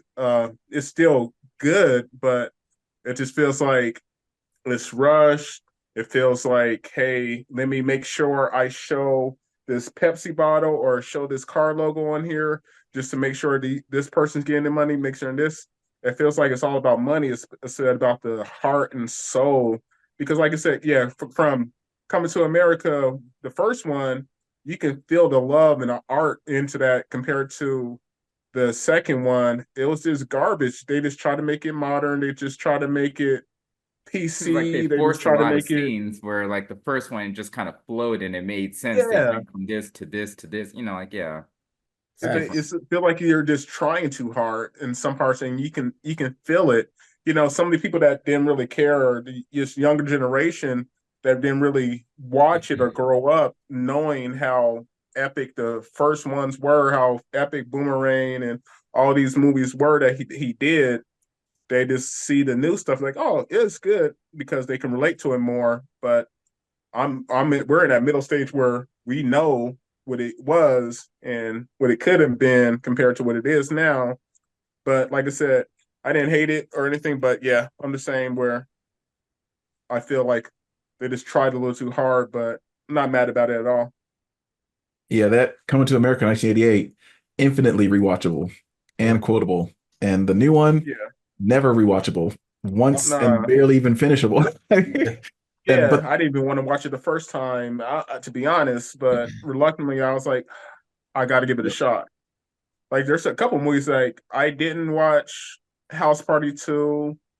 I didn't watch yeah, that new or the house party remake of with House Party. I LeBron. didn't watch uh White Man Can Jump, the second one, the remake of that. Yeah. I was like, there's just certain movies like I just feel bad watching. Like even watching the previews is too much for me. Well, and That's just I me. get your sentiments there, and it's like, yeah, like you don't necessarily want to watch it, but at the same time, like you feel like I have to at least watch it once just to Hmm. determine like how bad it is, or if oh, it was like worthwhile, or like because you would like this generation to experience like that nostalgia and everything that you experienced too, if they did it really well. I am grateful that a lot of these ones, it seems like they have gone straight to streaming versus being in theaters, to where it results in me wasting money. But like White Man Can't Jump, when they redid that one, Space Jam, A New Legacy, they did that one. Um, what you just mentioned, House Party, they did that. Like, and so it's like, let me see how like how bad it is or whatever. Like, sometimes it's bad, and other times it's just like, like I get what they're trying to do, but they just didn't hit, Well, and and that's when you realize sometimes it's the storyline or like the hijinks that they're going through, and other times it's the character. And if the character changes or no longer exists, if there's no Bernie Mac, if there's no Woody Harrelson, if there's no, kid in play, then what are we doing here? Mm-hmm. Yeah. Can't just recreate it out of nothing. Oh, we're gonna pass the torch to this new YouTuber and he's gonna now make them. No, Yeah. like that's not how it works. So, yeah, uh, but I think for me, um, you could tell with Beverly Hills Cop 4, and especially I appreciated when we were talking about before the movie came out, how it seems like the tone has changed on how people hate on Beverly Hills Cop 3. Like they think that's the worst movie ever, has no redeemable qualities to it. And I find it an entertaining watch. Like that was a lot my. of I wouldn't say it's my I favorite, didn't. but I mean, I enjoyed that one the most. Where maybe because it's at the time I was a kid, amusement parks and 90s. stuff like that. So I thought it was I cool. still think it's up there. I It's didn't dislike it. Honestly, I thought it was some people figure that's cool. like the sign of his fall off. They said that's the first domino, and then all the way through Metro, and all right, but I don't count that. So, anyways, what were you saying with? Oh no, as far as not Beverly Hills, but number three of the Bad Boys, like people are hating on that one, but I never really had an issue with that one. I actually thought it was decent. I don't think it was as good as the first two by no means, but I I didn't depict it apart. As far as like Beverly Hills 3, I thought that 3 was okay. I didn't. It was by no means same was my favorite or anything, but it was still in that time frame where it was okay to be. It was only because it was only a few years later, uh, Mhm. compared to the first or the second one, compared to 20 years later for freaking this Axel and stuff. But we'll see how this one plays. Like I said, or the Mm. Bad Boys 4 and all that stuff. Like I said, if they do stuff, they do it right. I don't have a problem with it, but I feel like you can tell, like you said, all of these are not created equal. So a lot of times they want to ride on the name recognition and then not actually put the money into it. Because I think Top Gun made the money and blew people away because they actually put forth the effort, energy, recreated the scenes, and Yeah, it like wasn't they just like a actually made it a cash grab. thing, Yeah, And I think the same thing with this Beverly Hills Cop 4 Axel. It's kind of like they could have just made a quick little buddy cop movie. They could have quit just, oh, we brought Eddie back. That should be enough. And we're going to just put it on streaming because you're going to eat it up in 90 minutes and never watch it again. But instead, they brought back the Jerry Bruckheimer, the production, making it a spectacle, having these set piece moments. The helicopter scene was one of the best like action sequences from like start to finish. And it had little funny quips in between. So Mm-hmm. like I think it stayed also on that line between actually funny and comical versus corny. Like it could easily go corny, but I don't think it went there too much. I think it still stayed funny. yeah, The only part with it being the aged Eddie Murphy is that he's not going to go down the like dangerously rude or crude language. Like he's going to yeah, have some quips. He's going to have maybe some F words that he throw out there, but it's not going to be where like, dang, I didn't expect that to come from him. Oh shoot, I'm laughing because that's now a new quotable. Mm-hmm. There's kind of still a line that he stays on where he's still trying to appeal to the masses, to the families, to whatever, while still maintaining his blackness. I feel like so. Uh, yeah, Before you didn't know what he was going to say, what lane he was going to push, and just basically saying, "Kick in the door, I'm here. I got my own lane, and you came to watch me." Now it's more like, "I'm glad to be here. I'm glad you came to watch this," and and it was a good movie. So I definitely highly rate it, probably 8 out of 10. Um, and yeah, I think what makes the Beverly Hills Cops movies, yes, it's the characters. I know some of them were older than they probably need to be brought back, but especially Serge, like he looked way different every single time, every Oh, movie. he looked crazy. But but it was one of those things yeah, where like I watch him for the monologues, kind of like those clever schemes he comes up with. Like, okay, I'm gonna try to get in here this way by you know, quick talking him or what, and yeah. finagling his way in. Those are kind of the things that, you watch it for, that you memorize it for, or that you would rewatch it for. And there was a little bit of that in addition to the production value, I think was off the charts. So, It was good. It was a good movie. yeah, definitely. Ain't can't be mad about it. so before we run out of time, what y'all listening to? Well, I mean, I can always go first. Oh, because you know me, that's all I do. So I will say R&B for me has been popping this year. Um, at currently, I haven't taken that Marsha Ambrosius off. That is a phenomenal listen. That Casablanca is a I I don't like to throw out classics, so I'm not going to say it yet, but it is a masterpiece. I love that album. There's Do you nothing wrong with it. do you think Marsha has another classic, or is this it? She's got another one in the tuck. Oh, you mean early? Yeah. Late nights and early mornings to me is a classic. I think late nights, early mornings.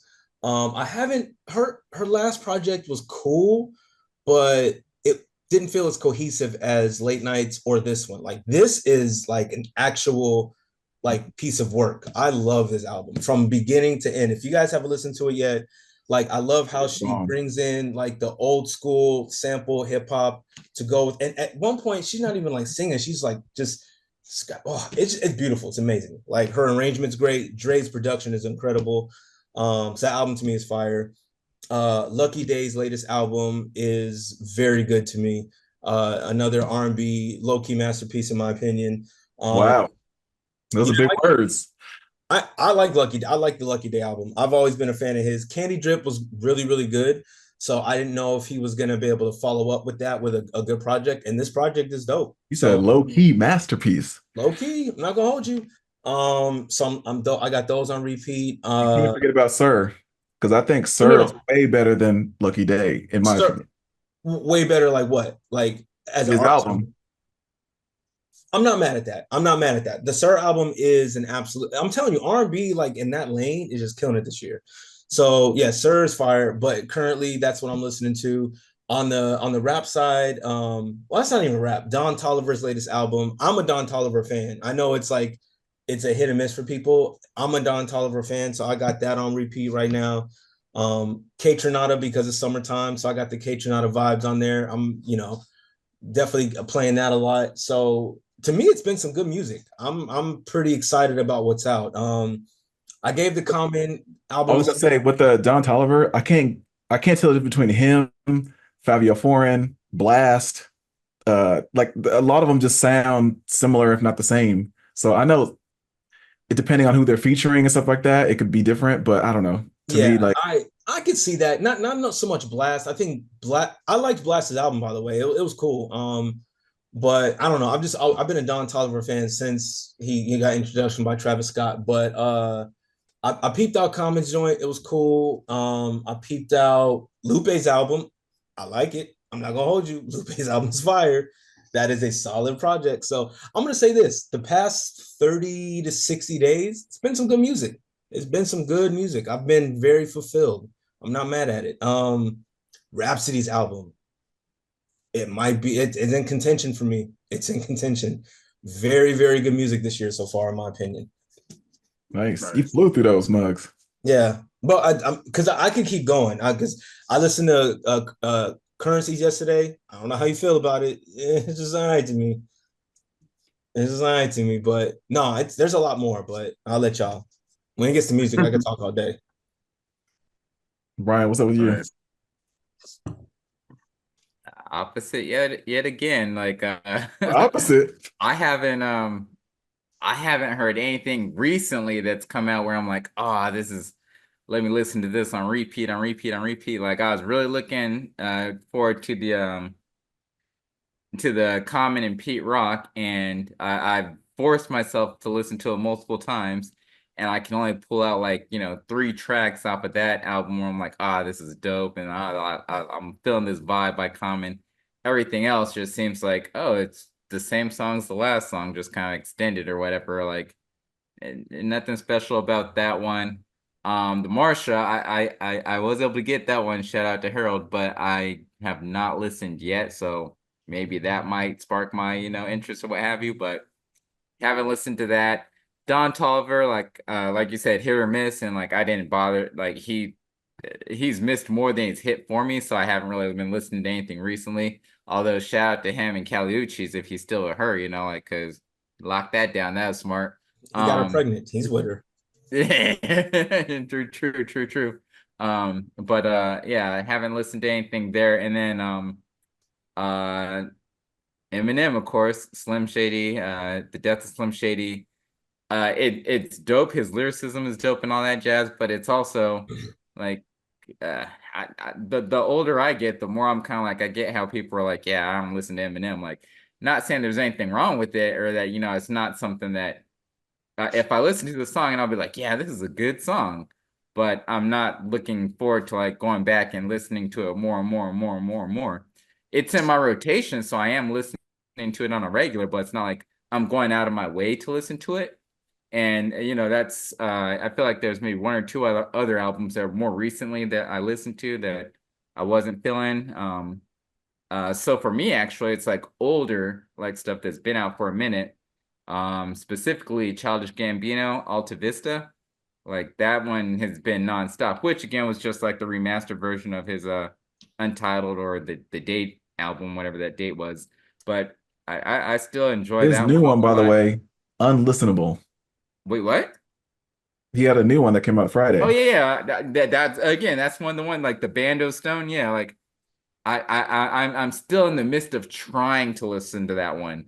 But again, it nothing's as good as it was I don't like delete earlier in much, the but that year. might get deleted. What might That might get deleted. I I, get actually deleted? That kind was a of, disappointment too. I mean, yeah, like I only made the track three, by the way. I only made the track three, so I don't know if it gets better. yeah. The Eminem album to me surprisingly was, again, I went in with super low expectations and it ended up being a little better than I expected. Now I'm with you in the sense that I'm kind of over his like I'm trying to get canceled culture like lyrics, you know what I mean? But I do like the concept of what he was doing, and I love Guilty Conscience too. I don't know if you like really Mhm. sat with that one. The concept of that song to me, phenomenal. I love what he did there. The I back and love it. I wish forth. they would have titled it something different. Me too. I agree. yeah. I don't feel like that should I have was waiting been. for Dre to jump in there, right? Yeah. Yeah. Yeah, No, I was. it wasn't the same. Yeah, I feel you. But I no, agree I with that. think that was a phenomenal track. I actually go back to that one a lot. I like that one. And then Fuel with Jid. I love that song. Probably It because was, Jid just absolutely bodied him on that song, but which he did. He's Jid, on a run right now. Jid yeah, is bro, on a Jid run. completely bodied him on that song. It's not even up for debate. It might be the best verse on the album, I'm not gonna lie. But Road no, it was Rage actually was good. It mine. was what's up? Road Rage was mine. That was like my like favorite of the entire album was Road Rage. Road Rage Cause was and fire too. I feel like that's just spitting straight facts and is just like I Yeah, mean there's no better way that he could. The only thing I wasn't a fan of is like when I like transitioned at the very end to like the juvenile like like the Yeah, you hot or were in whatever like yeah. yeah. it was cool or whatever, but it's also kind of campy where I was like, and just keep going with that. I don't like when they switch up beats too often, but Yeah, that but one no, it like was the again. Eminem album was good. I actually was surprised that I like someone enjoyed it, and I go there. I found my 5 pack that I will go back to like on a regular basis. So it was cool. Dope. Yeah. Harold, what about you? I was going to ask Quincy first. Go Oh, my ahead. bad. Yeah, Quincy, what's up? oh shoot. All right. Yeah. Well, shoot. I like the. I ain't gonna lie. Like I like the M. I played it a few times. Wow. Uh, the Marsha. Definitely she was clean. I like that track. Of course, the Lupe. And I keep forgetting about some of the new stuff because like I haven't peeped that Common yet album out yet, even though that was one of the ones I was looking forward to because I forgot I had it for a second because I got all the other ones at the same time. And then like What I happens? have and most of the time I listen to it when I'm driving, and I have so much of a short drive to work, because it takes me like 10 minutes, 15 minutes max if it's traffic to get to work half the time, and half the time when I get in there, it just automatically goes to like Pandora or Spotify. So I've been listening to some old stuff, like some Mm. older artists that I've been listening to for like the last few days. I've been listening to some Snow Allegra because that's still my girl, and this chick. Not sure if y'all heard of her. I like her. I still like her stuff, but she came out of good 7, 8 years ago, something like that. Banks, she's dope. So I've been playing that over the last couple of days. There's some old songs that I haven't heard in a minute, and but yeah. Definitely, I like the M. Lupe is dope. I haven't. I'm gonna have to peep out that comment today. So keep forgetting about it. And then like my phone like did an update where because I downloaded some songs to my phone and it used to be where I can just play the whole album and it doesn't cut off. But now if I play a song, if my screen goes black after 30 seconds, it stops the song. So I gotta figure that out and maybe have to download a freaking app to actually listen to the songs on my freaking phone. So, and I don't really feel like doing all that. I don't like adding apps for some reason. That's one of my big Mm. old things. I don't like adding apps to my phone that's not already on there or I don't need to add because, like, why do you need to look at my picture? Why do you need to look at this? I'm just trying to find out where this is. You shouldn't need all this access to my phone just because I want to Yep. freaking look on Yelp real quick or something. You don't need this. You don't need permission for this. That's that You senior don't need citizen my contact mindset. permission. You don't need my contact permission to this and that and that and the other. Just talking about phones and like the music and all that stuff. Like I just pulled up my phone, for example, and talking about rotations. This is going back to again like the newer stuff where I was like, yeah, I'm just not feeling it, and that's the old stuff I have in my rotation. So new, I have the new Eminem, then I have the new Childish, the Bando Stone, and then I have what's the dude Big Sean, right? So those are the new ones that are in my rotation. The new ones that like dropped off or whatever happen to be the Common and Pete Rock. Happen to be the other one I was gonna say that there was a new one that I forgot about was Action Bronson.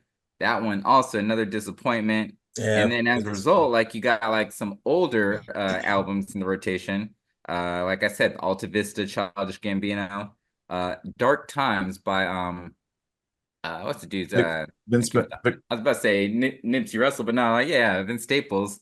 That the mix that Harold made with all the freestyle verses, I listened to that more than some of the new albums. So that's where I'm going to be. I'm going back to say like, yeah, like a lot of the new stuff just wasn't there for me. Fabulous, Jadakiss, Lloyd Banks. Yeah, Yeah, first. exactly. Playing that or whatever, and other than that, it's just like, yeah, everything was like, I listened once, that's cool. Let me move on to something else now. So Quincy, are you listening to more R&B or hip hop? What are you listening to? If you say Lately R&B, like as far as the new stuff, uh, excluding like the M and the Lupe, those are only two rap albums I've been uh bumping lately as far as the new stuff. Um, but mostly R&B right now, just old school and some of a couple newer artists, but just different songs and different stuff that is hasn't been like mainstream. okay. But yeah, then when I do get my old I school do bag, too. it's just like the rap. I just listen to some old school. I was like playing some DMX the other day, and then I was playing some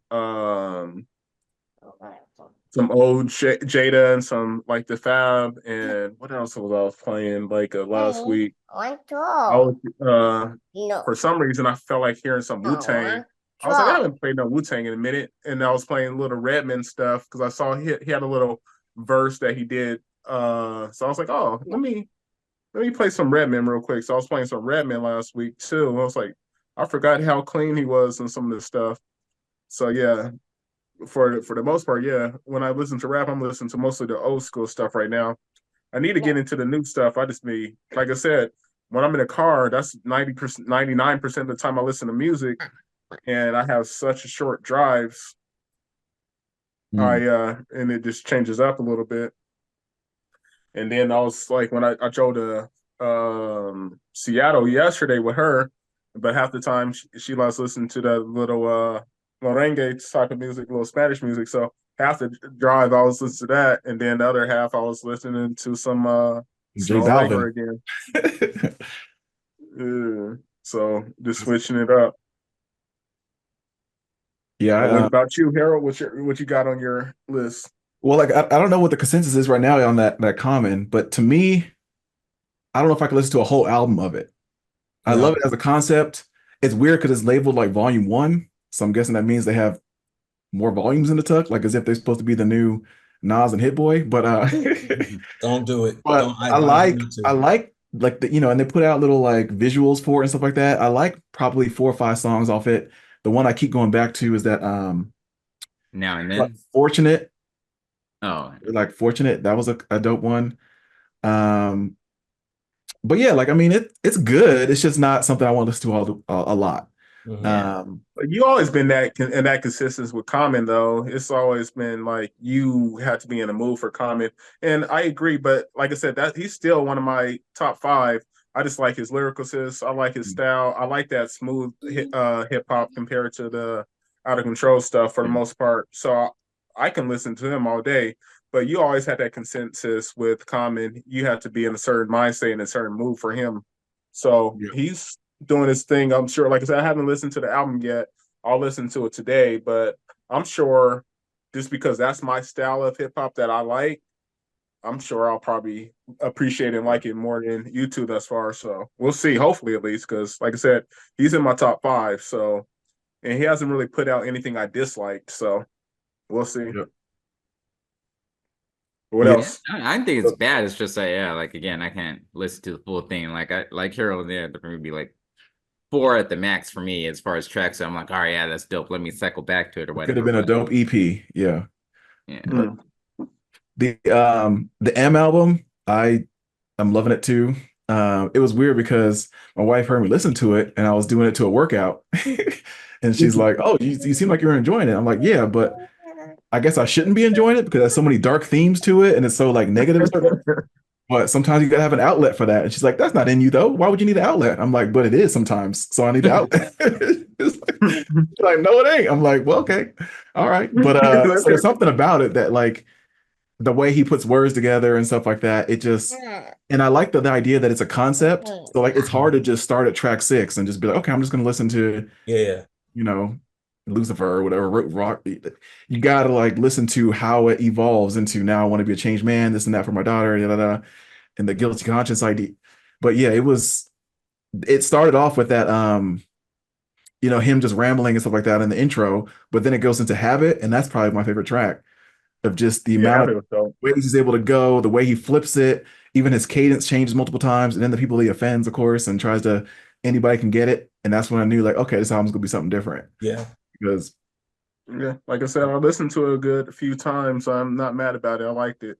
I I still was do. nervous though because obviously he dropped the single Houdini, and I hate that song. So I was nervous. I'm like, if this is the type of vibe we're gonna get, I'm not gonna like the album. So I'm glad that's I skip over it. I like you said, I'm the same way. I started playing its entirety. Second Houdini comes on, I skip it because I stand by that. I think that song is trash. It's to me the worst song on the album. I think to So me it makes sense in the flow of how he was doing it. I think I it's a 50-minute, whatever you want to call it, album. It's not a 3-minute song here and there. So I listened to it as part of the collection. I get what he's trying to do. I hate that song. So for me, actually, it's the opposite again. Where like it's not my favorite song or anything in that nature, but like when that song first came out, like I was actually happy and excited because if you think about it, that's like the same he had for when he had the old Eminem, like Some what was the Shady. first he did? My Name Is, right? Yeah. And then after My Name Is, next album, The Real Slim Shady or Yeah. Without Me, he always has these campy little like radio play songs to start, and then the actual album has like more in Yeah. depth or more like bars, etc. So I was looking forward to it because of Houdini. I do skip it as well, but it was more so not because I hate the songs, just because I've heard it like a billion times. Yeah, I'll tell you. Yeah. It's like he tricks you to get you in. He's like, "Oh, this is what I'm doing." Like, but nah, now I got you. Now you're listening to Kim. You're like, "Oh, wait, I thought you were, I thought you were going to be doing some Will Smith type of stuff, and now you're talking about this." Like, okay, because you know half the other tracks they can't be those those singles that catch everybody. If Kim was a Exactly. Yeah. single that like he wouldn't be here. That's I funny. That they disagree. wouldn't. If Kim was a single, he might even be bigger. Nah, they would never even allowed it. I don't. They would never even allowed it. First and Well, I mean, foremost, but Stan shouldn't have been a single. Stan Exactly. wasn't bad. Stan wasn't bad. It's just because it had The Dido on video. there. Yeah, The it's difference is like Stan, that was like not like a victim thing or I mean it was more so like hey, like this is something like we should be concerned about, like it is yeah. looking at it the light that was shined on it was like, hey, this isn't good. You shouldn't be like a crazy obsessed fan. Whereas Kim was like, hey, like it wasn't saying like, oh, murdering like your wife or whatever is bad, but you know, that's what it's like, hey, you're so angry, I'm gonna kill this bitch. And like so there Yeah, wasn't like saving grace yeah. to it, you know? Kim was almost like a Kim would have peer. been so controversial as a single that it would have catapulted him. Trust me. Like I think he would have did that, but I feel it. When it was originally called "So Wrong," "Be So Wrong," and then they Yeah. Wrong. yeah, Yep. then they added edits on an explicit version, and I was like, "What's going on?" Yeah. There's a I think 4-year-old in your living room. Ha ha. You're like, wait, I missed some words here. What is he Yeah, doing? there'd be so much cut out of it. I think like it'd be better if you were to do the 97 Bonnie and Clyde, Yeah. that one, you know, talking about because it's all like little like, you know, oh just Mhm. like that I could see would get more radio play because it's less like violent, even though the nature of the story is violent. Yeah. And I that feel one that. also would be Yeah. controversial. That blow him up as well, I Yeah, imagine. for Let me sure. Yeah. scan through a few more of mine. Because I haven't heard you guys talk about that Ghostface Killer, but that one, the production, it is dope. It's So good. that set the tone, Guns N' Roses. Hmm. Big fan of that one. The other one that I've been listening to a little bit, and I don't know if I like it or if it's just good listening, but that Dog Pound, We All We Got. I was surprised. I was really And maybe it's surprised. because I've been in a West Coast mode recently because of Yeah. certain Yeah. things, but it is actually pretty good. I I was like forgot about that one. Corrupt and Daz and Snoop, they all sound vintage, like it's good. So I only listened to it once. I need to go run it back. But the one time I let it play, I'm like, okay, this is a good feeling. And I think it might have just been like a good day. Like I was just out and about and I put it on. I'm like, okay, got a this little feels good. bounce. Yeah, I was bouncing. You know what I'm saying? I might even like let the window down a little bit, even though it was hot outside, just to get a feel for the air. I'm like, yo, this feels all right. That was a solid track. It was a solid album for Yeah. sure. But my top five so far right now, halfway through the year, Marsha's in there. That Marsha project, I don't know if it's classic, but for R&B and how much R&B I listen to, it's classic, I think. I think It's it's up there. already solidified. It'll be listened to for years. That Rhapsody is legit. Like I think it might be a little too long. It might be a little too long because she was feeling herself. She said she created like 200 tracks for it and had to Yeah, cut it down to yeah. 20. But there's some good quality stuff in there, and she changes it up. It's grown man, grown woman music. It's not Mhm. like, talking about flaunting and bravado, braggadocious nonsense. And Yep. there's some concepts in there, and the production is good. Like Hmm. not just Ninth Wonder, so she's kind of venturing out. So I like that album more than Eve so far, I think, which was her previous. Um, the No Worries. I haven't heard you guys talk about that album, but that Why Laud with Anderson .Paak, that is a legit album. That's I'll like be that. completely honest. I haven't listened to it yet. I need to go. I need to go peep it. That one. That It's one skipped me. it's like R&B plus, but Okay. it is good. It is pleasant listening to. That's like my third favorite album this year. Like it is I'm good. gonna listen to that today because that one actually evaded me. So I'm gonna listen to that one No today. I'm putting it worries. in right now. Quincy, I think you would like it too. I don't know about you, Brian. Maybe not. I don't know if you're an Anderson .Paak fan.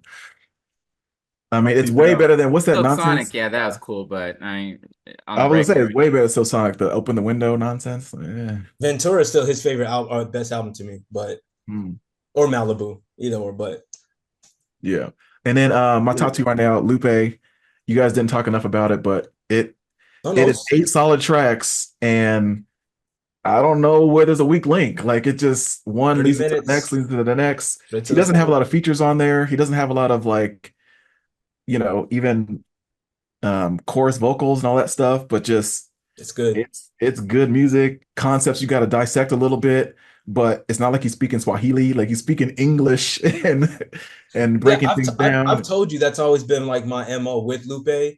But this album, even if you feel like you have to dissect it, it's so good. I don't care. You know what I'm saying? And it's 30 minutes. It's a That's the thing. Like, beautiful. it's good. Yeah, I agree with you guys. It's good. I was just waiting to jump in and say, yeah, it's 30 minutes though. So it's like, Yeah, Yeah. It that's leaves the you only wanting, thing that's opposed to about it. like It's I've like had my fill. It leaves you so wanting. short. Yeah, so I can go Leaves back you, to it yeah, multiple leaves you times. wanting I'm more. here for it. Yeah, it's not. Yeah, leaves you wanting more. It's not obesity with it, Oh, it's a but good album. Well, and the problem for me is now I got to wait 2 more years for the next one, because I he doesn't know. just put out things every 6 months like he's Currency, like you were just talking about, right? Like he builds up to it. He has to think of it in a concept wise. I like the visuals for it. He put out, Hmm. one for Cake, one for Samurai, and one for the number one headband, which I think probably my favorite song on there. I saw Samurai. Palaces I would like to see because Palaces has like deep concepts. Yeah, But talking about what we're going through and all that. And then my number one album so far right now still is sir. Marciano. I don't know if you've listened to that yet, I but did. I that know. I picked out Marciano. It's Marciology, there's something about it. I keep going back to it. And what they have in common with Lupe and Rock Marciano is more just you could tell it's them doing them, what Mhm. they do the best, and just word flipping and word play. And just, there's a lyric in there he says, like, just on my face alone, you have to pay me handsome. Yeah, Just yeah, going off on just some of that, like you wouldn't expect him to say that, but he'll go on a thread and then loop the same rhyme pattern over and over and over and over until he's exhausted the different ways he can expel it. It's the best way I can describe it. But yeah. something about that album I just keep going back to. He has kind of like that, I guess you could call it what Griselda tried to make popular with not having a bass line a lot of times, but Hmm. just having the looped beat before the drop, and you're just waiting for it and you're waiting for it, but he's just flowing with the cadence. Yes. There's something about that that just sounds new, modern age. So far that's I'm gonna give that a valiant listen again. I gave that, you know how it is. Like when multiple albums come out, you run to it and it's like, okay, yeah, it's good. Let me put it back here to go back to it. And then I just never do. So Rock Marciano, I'm gonna listen to today, and then the no Anderson worries, Paak joint I'm going to. no worries. But I agree with you on Lupe. I mean you can't go wrong with that. I'm surprised you don't have Sir in your top. It's number 7. Okay, really? I maybe because I just where I'm at with like because I think I like R&B more than hip hop today currently That because I, heavy. I think they put out more cohesive projects. So like I can listen to Marsha, then go into Sir, then go into Lucky Day. You know what I'm saying? Like if I'm in an all day vibe, I can do that. Versus I don't have too many hip hop albums. I can go like okay from Lupe to then what? You know what I'm saying? Like I Did you got to skip go to over some that memory. Ryan Leslie?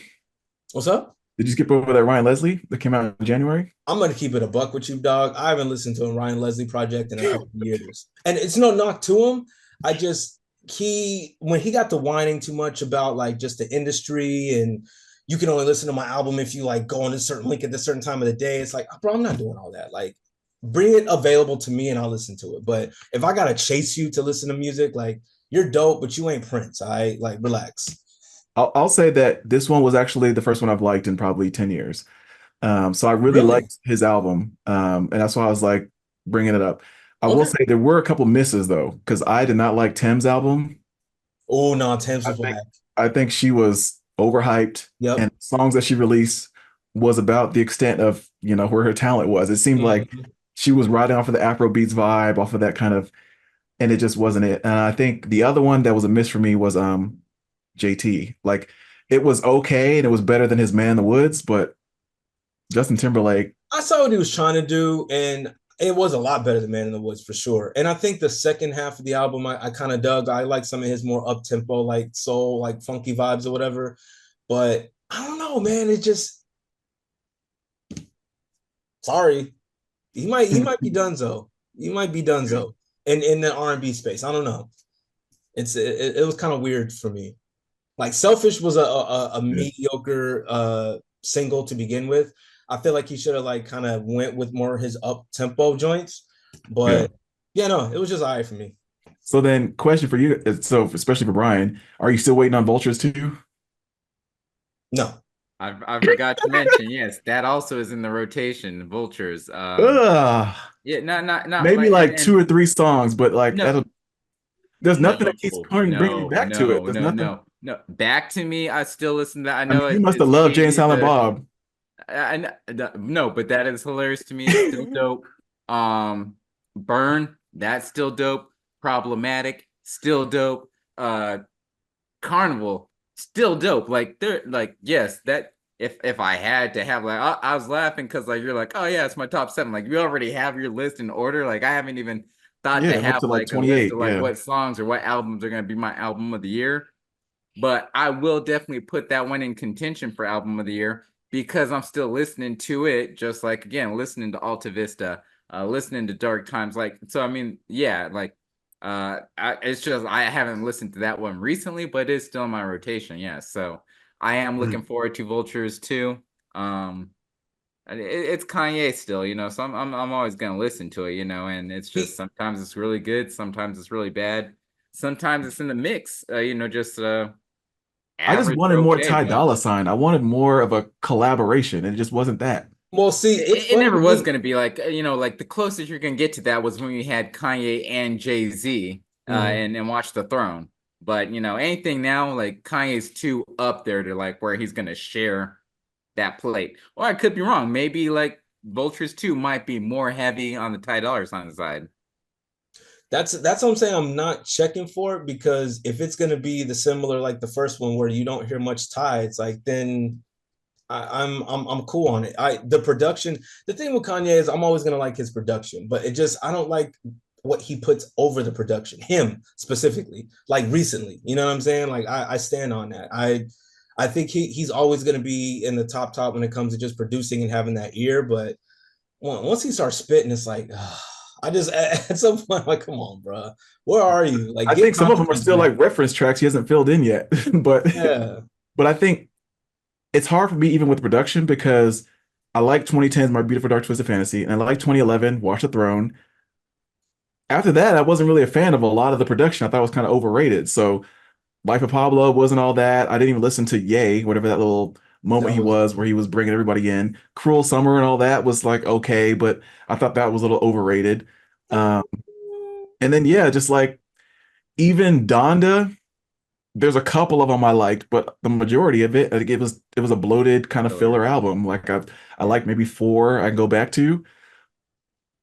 So it's just I don't know. It's hard to say that Vultures was like a return to form when he's had so many misses, in my opinion. oh for Donda sure. 2, people don't even mention. Like Donda 2 was like, oops, did I That's release that? interesting. Yeah. I think at the end of that for me, like Kanye has anything he puts out, I listen to. Like he's garnered that for me, that respect enough that like I think he still might be able to do something. So if Kanye puts something out, I'm gonna listen to it. But I'm going in with low expectations because, like you said, he's missed longer than he's hit recently. I like Life of Pablo. I like the Cruel Summer take low key. Like I actually think that's an underrated album. I think that whole Wow. Cruel Summer bro, if you just go on the track listing, there are joints on there. So for me, I think it's actually underrated. Now, after that, yes, I agree. The Ye album, horrendous. The stuff he did with Lil Pump, horrendous. When he went gospel for a minute, I get it. It was whack. Uh, Donda was cool, but Donda 2, like I said, we don't even talk about. And Vultures to me was just production. If you put out just a beat tape of that, I would probably play that over than what he actually puts out lyrically. But he's garnered enough, like to me, if he puts something out, I'm gonna listen to it. But do you remember the days of Good Fridays? Oh, bro, of Those course. are Yeah. legendary Yes, tracks. we missed the old Like, Kanye. Yeah, and that's but evident. those weren't even produced in some sort of thing you could buy or thing you could officially stream. You kind of have to just be on the sneak tip if you had this downloaded from Yeah, I whatever. remember when Good Fridays and Chain Heavy came out, and I was like, "Yo, Chain what is Heavy, Christian happening?" Dior Denim Flow, like Yeah, all of those, dog. Yeah, of course. featuring Mos Def, featuring Lupe. We don't even know how you got some of these people to collaborate. Yep. Like, were they in the same room? Was it kind of emailed in? But all of that music sounded good, and that was top tier production, and none of Yeah, that even came out. yeah. But we know he's not. He's not there. Like I don't even go back to that because we know he's not there anymore. Like that's a wrap. You know what I'm saying? Like we're never gonna get that type of music again from him. And I mean, I've accepted it. I know a lot of people won't. The I think Kanye we could. stands, I think we huh? could get that. It's just gonna be like a once like it's not like he's gonna have a return to quality. It's just like, oh hey, he like luckily like randomly one out of like 15 more projects is gonna be that great. Yeah, But yeah, like you said, like he's kind of lost it. He's not that same person, which I think is because he's believed like the greatness that like he's been praised with, like certain people, certain things like get so high. Chill, dude. Certain people get so like high up on like a pedestal of like people praising them and stuff that like now it's like, oh, like well, anything I put out is going to be great. So I need to actually put forth the effort into it. So it seems like that. But again, myself, I'm a stan or whatever, so I still enjoy it. It No, is for what it is. sure, for sure, for sure. Hey, salute, man. I'm not mad at it. Yeah. Well, that's legit. Funny. That's funny. What We'll y'all got see. going on this week? This coming up week. Do work. I might go. Depending on how the day goes, I might try to go crabbing and fishing later on today. We'll see. But probably pick up little man because he wants to go. He asked me the other day, can we go crabbing? So I might try to do that. But so far this year, it's kind of been a garbage season. Haven't really caught anything to keep. Usually I better because I go off the dock uh when my homeboy is busy because he has a boat. When we go on the boat, we catching all day, but off the dock it's few and far between, especially when 20 people on the dock doing the same thing. Usually I have better luck in the winter on the dock, so I told him we may have to wait, but we may go out there for a couple hours. It's always just nice to get out there though, even Isn't it if too we late don't even already? catch anything. What's up? Isn't it too late already? Nah, Get out there early if you want to go. nah. You can. It depends on like Damn. because you can catch it like high tide, low tide, right, slack tide right in the middle. So it depends on the day because the tide changes every day. What time of day and where you go to catch them. So, like if we get out there at noon, it'll be a good time for us to get out there. So we'll see how it is today. And like I said, it's just cool just to get out there, just fresh air, chill for an hour or two, just relax instead of being cooped up in the houses, watching TV. I'd rather just get some fresh air, maybe get a bite to eat and stuff. When we went to California a couple months ago, you could see on the dock and the piers over by I don't know if it wasn't Santa Monica, but it was like in that area closer to Burbank. Well, anyways, there were a lot of people on that pier and that dock fishing and trying to grab something. It looks like they were trying to sell it to the restaurant so they get the fresh catch of the day type of thing. So I don't know if when you go out there, is there a group of people just trying to That's hard. sell it to the local fisheries and all that stuff so that they could, it's about to be lunchtime, so they're gonna serve the next, bluefish or whatever. Yeah, sometimes, but you most of the time it's you got to be commercial for that and stuff. You have to have your commercial license. Like it that happens like and I seen it all last year off the dock where they go on their boats and stuff and they bring it back in and they just have their truck like a freaking truck full of crabs and stuff they just sell and stuff. They have like, oh, we got like 500 today, like what, or 500 pounds and this and that, and they just Yeah. come up here and sell it and stuff. But that happens. I think that's like in I want to say November, December, up until like a couple months ago was the commercial season and stuff, and or residential season just started on the 1st of July, and then it goes to like think like the end of September, and then it's closed for like a month or two, and then opens back up in October, depending on the count and how many crabs they have and what the reports and stuff of the quality and all they do. So it opens back up usually in October for the winter season and try to go back out there and get some more. But hopefully you catch a couple. I already got some bait bags and stuff like that. I already got all the stuff I need. So we'll see. Dope. That's what my homework is to watch the Bad Boys 4. I will watch it once it streams. So I next time we talk, I promise you I will have an actual review. So that's my homework. Yeah, Cool. I same. I got the same thing on that one. I'll peep that out this week when that comes out. Yeah. On a side note, Don, how's your home streaming going? Is everything you dreamed? Is there kind of like there's certain seasons where It's summertime, so anything retail, whatever, shopping summer is kind of on the slow tip. So this is like the first time where I'm like not stressing, but it's just like you start second guessing or you start going like, all right, it hasn't been as lucrative as you like would like for it to be. You know what I'm saying? And unfortunately, you need it to be lucrative in the summer because that's when things go up. in price. You know what I mean? Like APS bills and the kids are home, so like that's going up. You got Birthday, entertainment, stuff like anniversary. that. Birthdays, yeah, man, birthdays, anniversaries. We're going on a trip.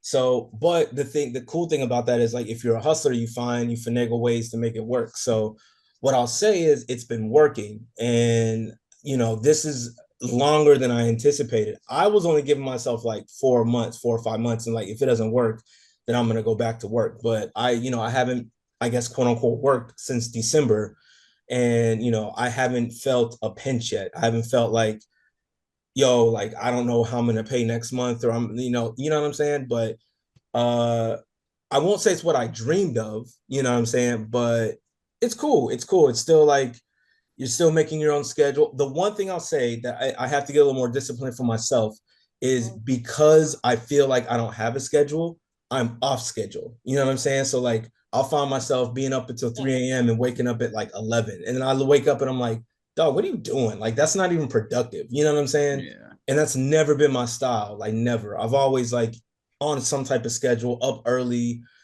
you know what I'm saying? If I want to get a walk or a run in or whatever like that, and I'm waking up at 11, 11:30, it's like that's weird to me. So for me, so I need to get back on a regulatory schedule. And some of that is because obviously the kids are like on summer break. So like, sometimes they sleep in, so I sleep in.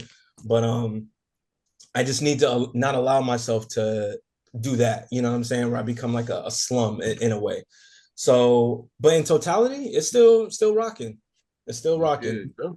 Yeah, it's like you find like different ways to keep not only yourself entertained but your like audience or whatever.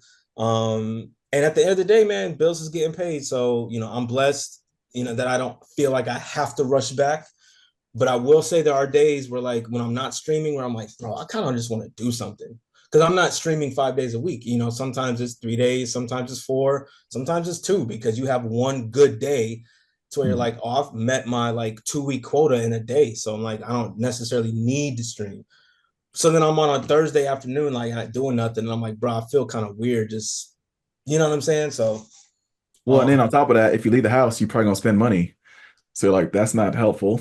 yeah. I try not to. I try not to. And then it's one of those things too, where like if I do feel like splurging, like yo, on a Saturday, take the family out, we go, hey, we finna go do this. I'm like, well, I have to now go back and make money because I don't have a 2 week check coming, you know what I'm saying? Or like 3 checks on a 31-day period, something like that. Like, no, I gotta go make it now. So it's still enjoyable to a degree. So Nope.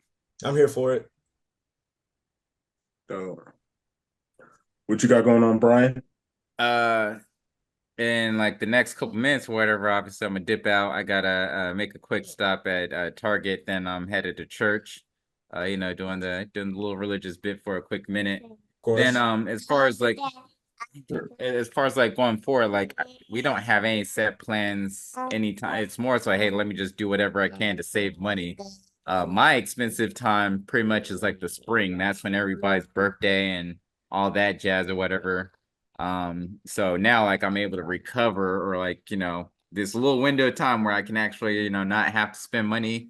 And then obviously winter comes about and I gotta get like, Christmas gifts and all that jazz, which I think first thing starts off with my anniversary, which is gonna be in October. So pretty much July, August, September is like, all right, yeah, like let's kind of recoup the money. So I'm not really doing anything. If anything, like we might go like again, catch a movie because they do have a couple movies that recently came out or something, but just every day or every regular day is just what it has been for me recently, just not doing anything big or spectacular.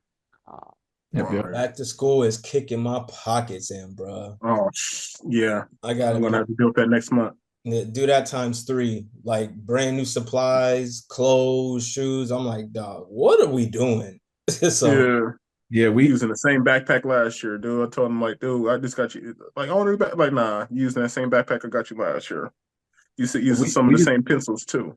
we just did back to school, and it's sad because we used to do a lot of it at Big Lots, and now a lot of Big Lots are closing.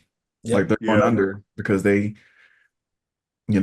got higher. People stopped going to them. They're going to dollar stores more, and the 99-cent only store they closed. So it's like some of those options. Big Lots was my go-to because it wasn't cheap, but you get so many different rewards and stuff. Yeah.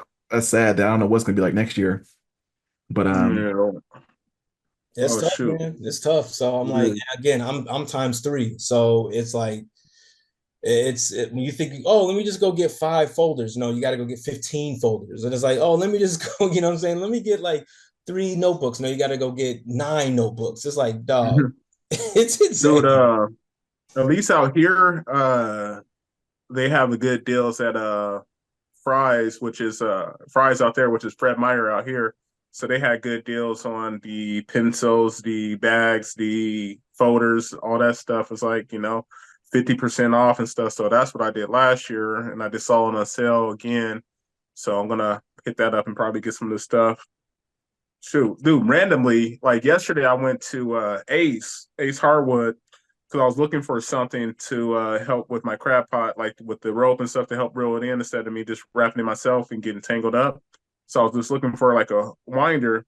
So I randomly entered a contest. They had like a little contest where you can win like some grill stuff, like flipper, the scraper, and all that stuff. And the main prize was whatever. And then I left and I got a call back. I was like, "Oh, you won!" Blah blah blah. I was like, "I won the grand prize. I won a freaking leaf blower."